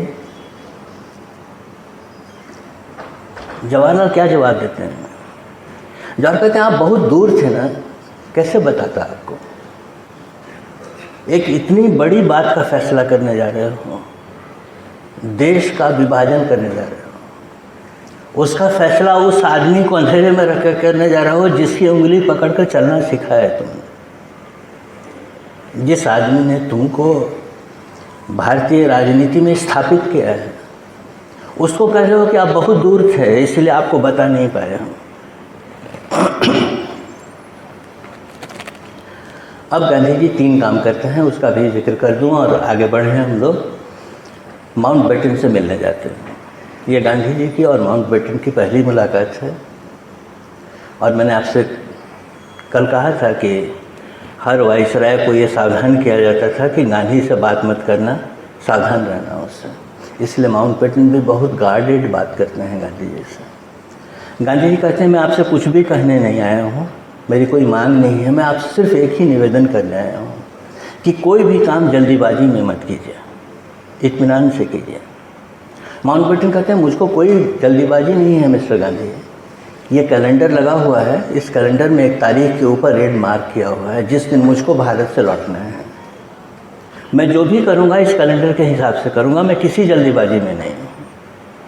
तो गांधी को ये पता चल गया है कि एजेंडा सेट किया हुआ है, इस आदमी को एजेंडा पूरा करना है और चले जाना है, इसके पास बहुत सारी बात करने से फ़ायदा नहीं है। इसलिए वो दूसरी बात जवाहरलाल से करते हैं। जवाहरलाल और सरदार दोनों को बुलाकर कहते हैं कि देखो एक रास्ता अभी भी निकल सकता है, तुम लोग जाकर माउंटबेटन से ये कहो कि कांग्रेस ने ये प्रस्ताव पारित किया है कि आप आज़ादी की बागडोर जिन्ना के हाथ में सौंप दीजिए, जिन्ना को प्रधानमंत्री बनाइए और उनको कहिए कि आप सिर्फ मुस्लिम लीग की कैबिनेट बनाइए, किसी कांग्रेसी को लेने की ज़रूरत नहीं है और कांग्रेस आपको पूरा सपोर्ट करेगी। अगर तुम ये पोजीशन लोगे तो विभाजन टाला जा सकता है। ये किनसे कह रहे हैं गांधी? जवाहरलाल नेहरू और सरदार पटेल से कह रहे हैं, जो उनके दाहिनी बाईं आँख माने जाते हैं। और जवाहरलाल जवाब देते हैं कि बापू आप अगर कह रहे हैं तो हम इनकार तो कर ही नहीं सकते हैं, लेकिन ये बात हम कहेंगे नहीं, ये बात आपको ही देश को कहनी पड़ेगी। और इसको कहने के बाद देश में बहुत रिएक्शन होगा, क्योंकि सब कुछ मुसलमानों के हाथ में आप सौंप रहे हैं, इतना बड़ा दंगा देश में छिड़ा हुआ है। आप ये कहेंगे तो एक नया दंगा भड़केगा देश में, उसमें भी हम आपके साथ खड़े नहीं होंगे, उसका भी मुकाबला आपको ही सोचना पड़ेगा कि आप कैसे करेंगे। तो गांधी को ये समझ में आया कि इतनी कठिन घड़ी में भी ये लोग मेरे साथ खड़े होने को तैयार नहीं हैं। इसीलिए तीसरा काम करने वो जिन्ना के पास जाते हैं और कहते हैं तुमको पाकिस्तान चाहिए ना, तो मैं तुमको गारंटी देता हूँ कि पाकिस्तान मिलेगा, सिर्फ इतना करो, अंग्रेज़ों को बीच से निकाल दो, इनको जाने दो, हम बैठकर आपस में विभाजन कर लेंगे, तुम्हारा पाकिस्तान तुमको मिलेगा। लेकिन एक तीसरा आदमी बैठकर हम दोनों के बीच में विभाजन करे, इसको मत होने दो। जिन्ना कहते हैं ये तीसरा आदमी है तभी मेरा पाकिस्तान मुझको मिलेगा। आप पर क्या भरोसा? आप तो बहुत संख्या वाले हैं, आपके पास बहुत नंबर है, कल को आप बदल जाएंगे तो हम किसके पास जाएंगे बात कहने के लिए? आज तो ये तीसरा है तो आपको भी उसका डर है, हमको भी उसका डर है। इसीलिए विभाजन होगा तो इस तीसरे के साथ ही होगा और अभी ही होगा। गांधी ये तीनों दरवाजे अपने लिए बंद देखते हैं, तब वो फिर एक रास्ता निकालते हैं और कहते हैं कि एक रास्ता अभी भी बचा है। वर्किंग कमेटी में बोलते हैं कि एक रास्ता अभी भी बचा है। आप लोगों ने वचन दिया है, आपके अध्यक्ष ने उस कागज़ पर दस्तखत किया है। मैं नहीं कहूँगा कि आप वचन भंग कीजिए, आपको भी अपने वचन के प्रति ईमानदार रहना चाहिए। इसलिए आप जाकर माउंटबेटन से कहिए कि हमने जो दस्तखत किया है, हमने जो वचन दिया है, उसके पास हम पूरी तरह खड़े हैं, हम उससे पीछे नहीं हटेंगे। लेकिन गांधी को समझा दीजिए, क्योंकि गांधी अगर नहीं समझेंगे तो ये वचन पालन नहीं हो सकेगा। इसीलिए आप गांधी को समझाइए। और माउंटबेटन अगर मेरे पास आएंगे तो मैं कोई रास्ता निकाल लूँगा, तुम लोग निश्चिंत रहो। कोई ना कोई रास्ता ज़रूर मैं निकाल सकता हूँ। एक बार माउंटबेटन को मेरे पास आने तो दो।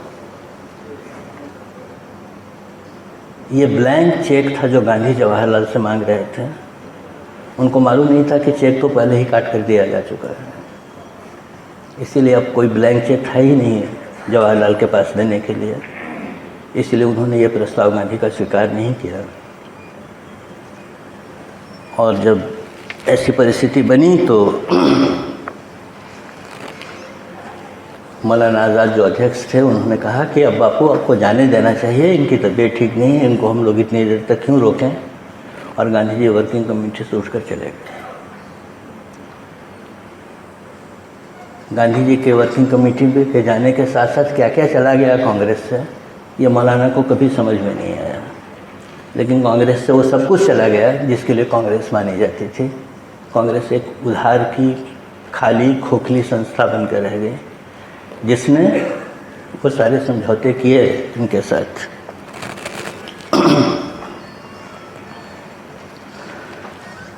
अब आखिरी काम गांधी करते हैं कि देश के जो समाजवादी लोग हैं उनको बुलाते हैं। ये एक नया ग्रुप खड़ा हुआ है कांग्रेस के भीतर, जिसका नेतृत्व जयप्रकाश नारायण, आचार्य नरेंद्र देव जैसे लोग करते हैं, जो नए खून के नए लोग हैं और गांधी को बहुत पसंद भी करते हैं और गांधी को भी अपने बहुत नज़दीक पाते हैं। गांधी उनको बुलाते हैं और कहते हैं कि देखो, अब अगर इसको टालना है तो एक नई लड़ाई लड़ने की ज़रूरत पड़ेगी, और अगर तुम लोग मेरे साथ उस लड़ाई में शामिल होने को तैयार हो, मैं तुमको मरने के लिए आमंत्रित कर रहा हूँ। I am inviting you to the death. अगर इस मौत की लड़ाई में मेरे साथ तुम खड़े होने को तैयार हो तो मैं एक दाव और खेल सकता हूँ। लेकिन ये बड़े समाजवादी लोगों ने भी गांधी को ये नहीं कहा कि हम इस लड़ाई में आपके साथ खड़े होने को तैयार हैं।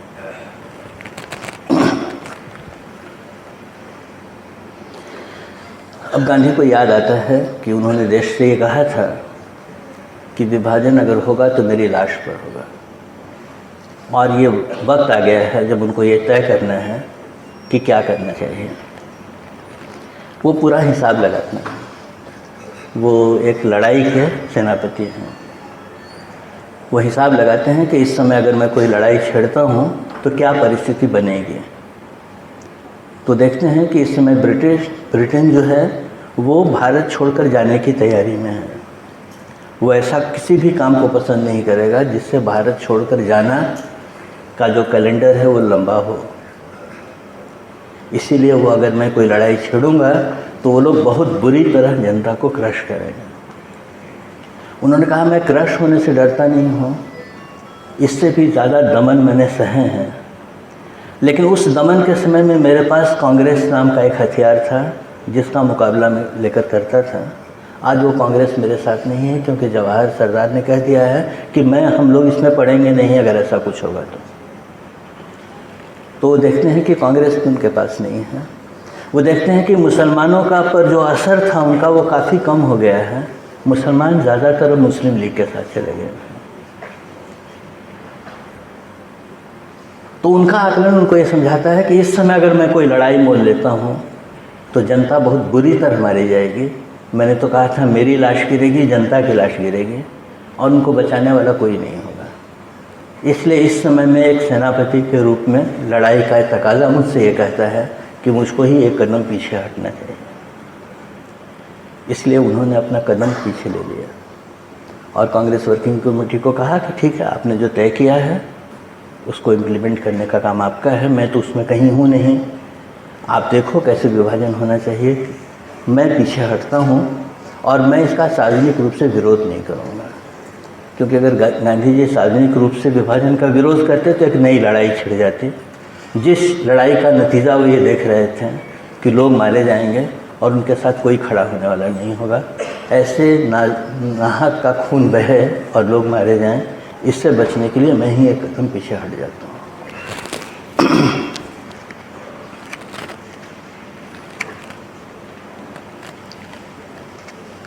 उसके बाद जो हुआ वो ऐसा इतिहास नहीं है जिसको दोहराने की ज़रूरत है। दुनिया के इतिहास में कहीं भी उतने बड़े पैमाने पर हिंसा दर्ज नहीं है जहाँ देश के लोगों ने एक दूसरे को मारा। जब लाशें नहीं गिनी जाती थीं, सिर्फ ट्रेनें गिनी जाती थी कि लाशों से कटी हुई ट्रेन कितनी आई इधर से और कितनी ट्रेन गई उधर।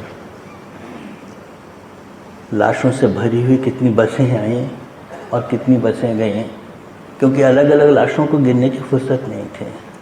इतने बड़े पैमाने पर हिंसा हुई, इतने बड़े पैमाने पर जनसंख्या की अदली बदली हुई। लाखों करोड़ों लोग उधर से इधर आए और लाखों करोड़ों लोग इधर से उधर गए। जाने के क्रम में कितने मारे गए, कितने भटक गए, कितने अलग हुए, कितने घर टूटे, कितने रेप हुए, इनका कोई हिसाब ही नहीं है। क्योंकि हिसाब भी तो तुम उसी का रख पाते हो जिसका हिसाब करने की क्षमता हो तुम्हारे पास। जिसका हिसाब भी न कर सको उसका हिसाब कौन करता है। ऐसा हो सकेगा, विभाजन का मतलब ये होता है, ये जिन्ना को भी मालूम नहीं था, जवाहरलाल को भी मालूम नहीं था।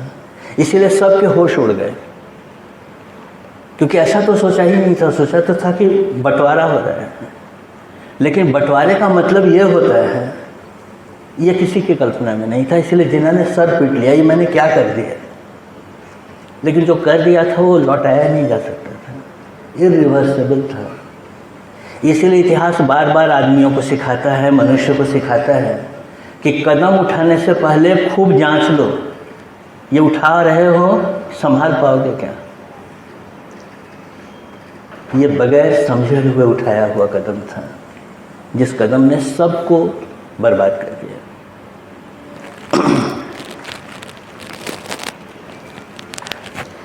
यही होगा, ये सिर्फ एक गांधी नहीं सोचा था।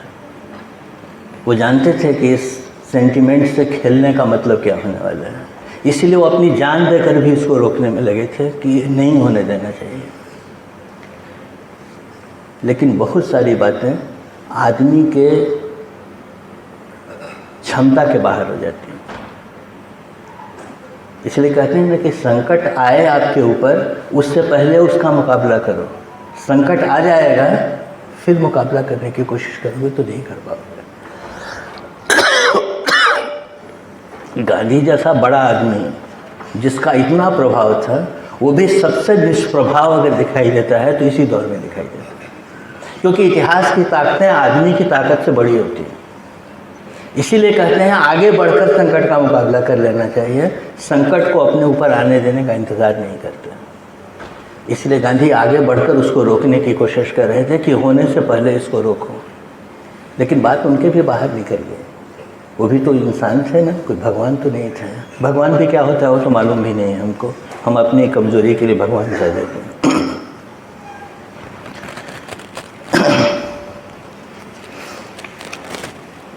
क्या निकला उसमें से, इस पूरे खून खराबे में से हाथ में क्या आया।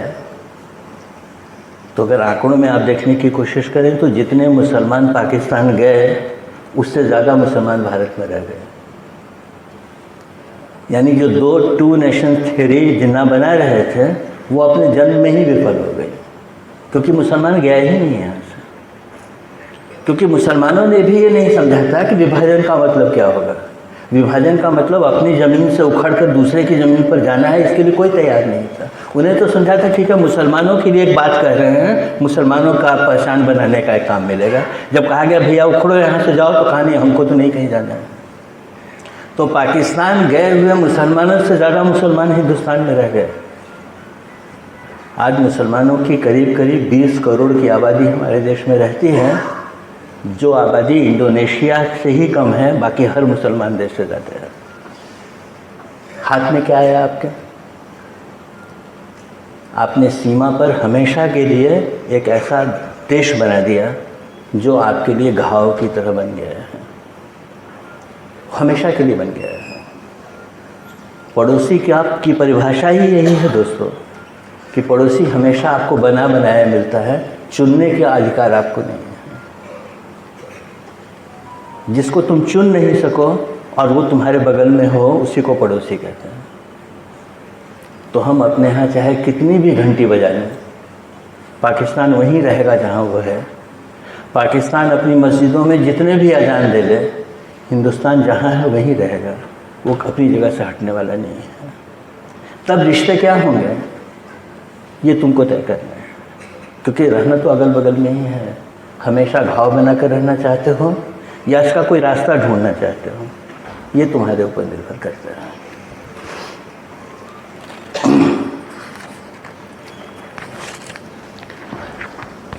गांधी जी बंगाल से निकले तो पंजाब में भयंकर मारकाट मची हुई थी। वहाँ से निकले और सीधे उनको पंजाब जाना था। रास्ते में दिल्ली पड़ती थी। देश आज़ाद हो चुका था, अब आप ही मालिक थे। और गांधी जी ने कहा कि अब मैं यहाँ से निकल रहा हूँ और पंजाब की आग में जाऊँगा मैं। दिल्ली पहुँचते हैं, सुबह सुबह ट्रेन दिल्ली उतरती है और गांधी जी स्टेशन पर उतरते हैं। उनको लेने के लिए भारत का गृह मंत्री सरदार पटेल आया हुआ है और 5-10 लोग आए हुए हैं। और गांधी लिखते हैं कि जब मैं उतरा प्लेटफॉर्म पे तो सामने ही सरदार थे और मैंने सरदार का चेहरा देखा। मुझको लगा कि मैं पहचान ही नहीं पाया कि वही सरदार है क्या ये, जिस सरदार को हमेशा मैं हंसते हुए देखता था, जो मौत के सामने भी मजाक उड़ाता था। उस सरदार के चेहरे पर आज जैसे किसी ने काली मल दी थी, ऐसा डरा हुआ निस्तेज आदमी सामने खड़ा था। तो सरदार का चेहरा देखकर मैं समझ गया कि दिल्ली बहुत बुरी हालत में है। इसीलिए मैंने कहा मैं अब यहीं रुकता हूँ, पंजाब बाद में जाऊँगा, पहले दिल्ली देख लेता हूँ, क्योंकि दिल्ली अगर हमारे हाथ से गई तो आज़ादी भी हमारे हाथ से जाएगी। ऐसी जगह पर हम लोग पहुँच गए। तो सरदार ने पूछा उनसे स्टेशन पर ही कि आप कहाँ रहेंगे। तो गांधी जी रहते तो हरिजन बस्ती में थे। तो सरदार ने कहा कि वहाँ रहने की जगह नहीं है, क्योंकि शरणार्थियों से भर गई है वो जगह। दिल्ली में कोई जगह खाली नहीं है, कोई सड़क कोई चौराहा खाली नहीं है, इतने शरणार्थी आए हुए हैं।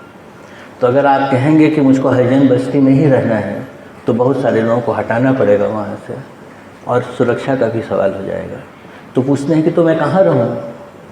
तो कहते हैं कि अगर आपको बुरा न लगे तो बिरला जी की कोठी है एक, बिरला जी कह रहे हैं कि वो कोठी हम आपको देते हैं रहने के लिए। इस तरह से गांधी जी बिरला भवन पहुंचते हैं और पहुंचकर कहते हैं कि इतनी बड़ी कोठी में मैं तो खो ही जाऊंगा, ऐसी कोठी में तो मैं कभी रहा नहीं हूँ। तो फिर जब आते हैं तो बोलते हैं ठीक है ये कोना मुझको दे दो, मैं इसी कोने में रह लूँगा। तो अगर आप बिरला भवन में जाएंगे आज, जो अब गांधी स्मृति बना दिया गया है, तो उसके एक कोने में आपको छोटी सी जगह दिखाई देगी, जो एक बरामदा और एक कमरा है जिसमें गांधी जी रहे। और किया क्या उन्होंने वहाँ रह करके, तो जितने शरणार्थी आए हुए थे सुबह निकलते थे और शाम में लौट कर आते थे, उन्हीं शरणार्थियों के बीच में घूमते थे, उनके आंसू पोंछते थे, उनके साथ अपने आंसू मिलाते थे और लोगों को सांत्वना देने की कोशिश करते थे। लेकिन हालत दिन पर दिन बिगड़ती ही जा रही थी। किसी भी तरह काबू में नहीं आ रहे थे। सरकार, सरदार, प्रधानमंत्री, सभी लोग साधारण वर्कर्स की तरह सड़कों पर भटकते हुए दिखते थे, दंगाइयों को रोकते हुए। पुलिस नहीं थी क्योंकि विभाजन हो गया था, तो पुलिस भी टूट गई थी। कोई प्रशासन का ढांचा नहीं था। अभी अभी तो आज़ादी हुए थे, कुर्सी पर ठीक से बैठे भी नहीं थे कि इतना बड़ा संकट सामने आकर खड़ा हुआ। आखिर में एक दिन तय करते हैं और कहते हैं कि अब परिस्थिति ऐसी हो गई है कि जो चीज़ आखिरी दाव में लगा सकता हूँ वही लगाने की स्थिति है, और 13 जनवरी को वो अपना अनशन घोषित करते हैं, आमरण अनशन। ये खबर हमेशा की तरह बिजली का असर करती है कि गांधी अनशन पर चले गए हैं, और उसकी एक शर्त बनाई है उन्होंने कि क्या क्या होगा तो मैं अनशन छोड़ूंगा। वो शर्तनामा अगर आप पढ़ेंगे तो आप आश्चर्य करेंगे कि शर्तनामे में सारी बातें मुसलमानों के लिए लिखी हुई हैं। लिखते हैं कि मुसलमानों की मस्जिदों पर आपने कब्जा कर लिया है, वो सारी मस्जिदें आपको खाली करनी पड़ेंगी। मुसलमान जो छोड़कर पाकिस्तान भाग गए हैं आपके डर से, उन सारे घरों में आपने कब्जा कर लिया है, वो सारे घर आपको खाली करने पड़ेंगे। मस्जिदें वापस कीजिए, घर वापस कीजिए, उनकी जगहें वापस कीजिए, और वो जब वापस आएंगे तो उनकी सुरक्षा की गारंटी भी आपको देनी पड़ेगी, क्योंकि आप बड़ी संख्या में यहाँ रहते हैं, बहुमत आपका है। उसी दौर में उर्स का मेला लगने वाला है, तो राष्ट्रीय स्वयंसेवक संघ ने पूरे दिल्ली में पोस्टर लगाए हैं कि उर्स के मेले में भाग लेने जो आएगा वो जिंदा वापस नहीं जाएगा। तो गांधी जी कहते हैं कि उर्स का मेला उसी जगह पर उसी समय में लगेगा, हर मुसलमान को उसमें आने की पूरी सुविधा देनी पड़ेगी, और उसके वापसी की सुरक्षा भी आपको करनी पड़ेगी। ऐसे बहुत सारे शर्त के साथ वो उपवास सामने आता है। सरदार पटेल को बहुत ही बुरा लगता है। सरदार पटेल गृह मंत्री हैं, उनको लगता है कि इस दंगे को रोकने में हम लोग अपनी जान लगाए हुए हैं, ये एक नई मुसीबत आप खड़ी कर रहे हैं कि अब आपकी भी जान बचाई जाए। ये क्या आपने शुरू कर दिया। लेकिन गांधी जी का निर्णय तो उनका ही निर्णय होता था, वो किसी से पूछ कर तो ये सब काम नहीं करते थे। लेकिन देवदास गांधी जो उनके बेटे हैं, वो तो बेटे हैं, थोड़ा अधिकार ज़्यादा है उनका, तो गांधी जी से लड़ पड़ते हैं और कहते हैं कि क्या लिखा है आपने, ये सिर्फ मुसलमान मुसलमान मुसलमान मुसलमान, मुसलमानों के लिए आप अनशन पर बैठे हैं क्या। तो कहते हैं हाँ, मैं मुसलमानों के लिए बैठा हूँ, मैं यहाँ मुसलमानों के लिए बैठा हूँ, और मैं ही पाकिस्तान में हिंदुओं के लिए बैठा हूँ, और मैं ही दुनिया में जहाँ कहीं भी कमज़ोर लोग हैं जिनको तुम अपनी ताकत और संख्या के बल पर झुकाने की कोशिश कर रहे हो, उन दुनिया में हर जगह उन कमज़ोरों के साथ में बैठा हुआ हूँ। ये मेरे अनशन का मतलब है। एक कितनी बड़ा कैनवस बना दिया उन्होंने, एक छोटे से उपवास का इतना बड़ा प्रतीक खड़ा किया उन्होंने कि एक आदमी सारी दुनिया के जुल्म के खिलाफ खड़ा है, सिर्फ इसलिए कि तुम्हारे पास संख्या है, सिर्फ इसलिए कि तुम ज़्यादा मजबूत हो, तुम किसी को दबा दोगे और मैं देखता रहूँगा, ये मुझसे नहीं हो सकता है। 13 तारीख को अनशन शुरू हुआ, 14 को उनकी तबीयत बहुत तेज़ी से ख़राब होने लगी, उम्र 77 साल के हो चुके थे, 78वां शुरू होने वाला था। धीरे धीरे आवाज़ बंद हो गई, बोल नहीं सकते थे, इतनी कमज़ोर स्थिति हो गई, लेकिन हर दिन प्रार्थना में बोलते थे। तो इसीलिए तय हुआ कि प्रार्थना में जो बोलना है वो लिख दिया जाएगा और कोई दूसरा पढ़कर सुनाएगा, वो सिर्फ सामने में बैठे रहेंगे। इस तरह से वो अनशन चला और 18 तारीख को जाकर वो अनशन ख़त्म हुआ। अनशन ख़त्म हुआ कि वो सारी शर्तों के बारे में एक प्रस्ताव बनाकर दिया गया दिल्ली के नागरिकों की तरफ से, जिसमें हिंदू महासभा के लोग भी शामिल थे, जिस पर आरएसएस के लोगों ने भी दस्तखत किया था, मुस्लिम लीग के लोगों ने भी दस्तखत किया था, कांग्रेस के सारे लोगों ने दस्तखत किया था, और कहा था कि अब दिल्ली हम लोग अशांत नहीं होने देंगे, ये सारी शर्तें जो आपने कही हैं इसको पूरा करने की हम कोशिश करेंगे, इसीलिए आप अनशन तोड़िए। तो उन्होंने कहा कि मैं अनशन तोड़ता हूँ क्योंकि मैं तुम लोगों पर विश्वास करता हूँ, लेकिन एक बात का ध्यान में रखना कि मैं फिर से अनशन शुरू कर सकता हूँ अगर तुम लोग अपने वचन के प्रति पक्के नहीं रहे। 18 तारीख को उनका अनशन टूटा, बीच में एक 19 तारीख गई, 20 तारीख को उनके ऊपर बम फेंका गया। जो बम जिसने फेंका मदन लाल पाहवर ने, वो ये अंदाज़ नहीं कर पाया कि कितनी ताकत से बम फेंकने से बम गांधी जी तक पहुंच जाएगा। वो बम थोड़ी दूर पर ही जाकर गिर गया और फूटा तो धमाका हुआ। सारी प्रार्थना सभा जो बैठी हुई थी उसमें हंगामा हुआ। गांधी जी को समझ में नहीं आया कि बम फूटा है, उनको लगा कि शायद कुछ हुआ है धमाका, तो सबको शांत करते हैं, बैठ जाओ, इतनी सी बात से घबराओगे तो कैसे चलेगा। सबको बिठाते हैं और प्रार्थना सभा पूरी होती है और तब उनको पता चलता है कि तो बम फेंका गया था उनको मारने के लिए। तो 20 तारीख को बम फेंका गया, 30 तारीख को गोली मारी गई। ये कहानी यहाँ आकर के विभाजन और उनके अंत के साथ पूरी होती है। बीच में एक थोड़ा सा छेपक आता है जो भी अभी कहता हूँ, क्योंकि अभी का ये मामला बहुत तेज़ है।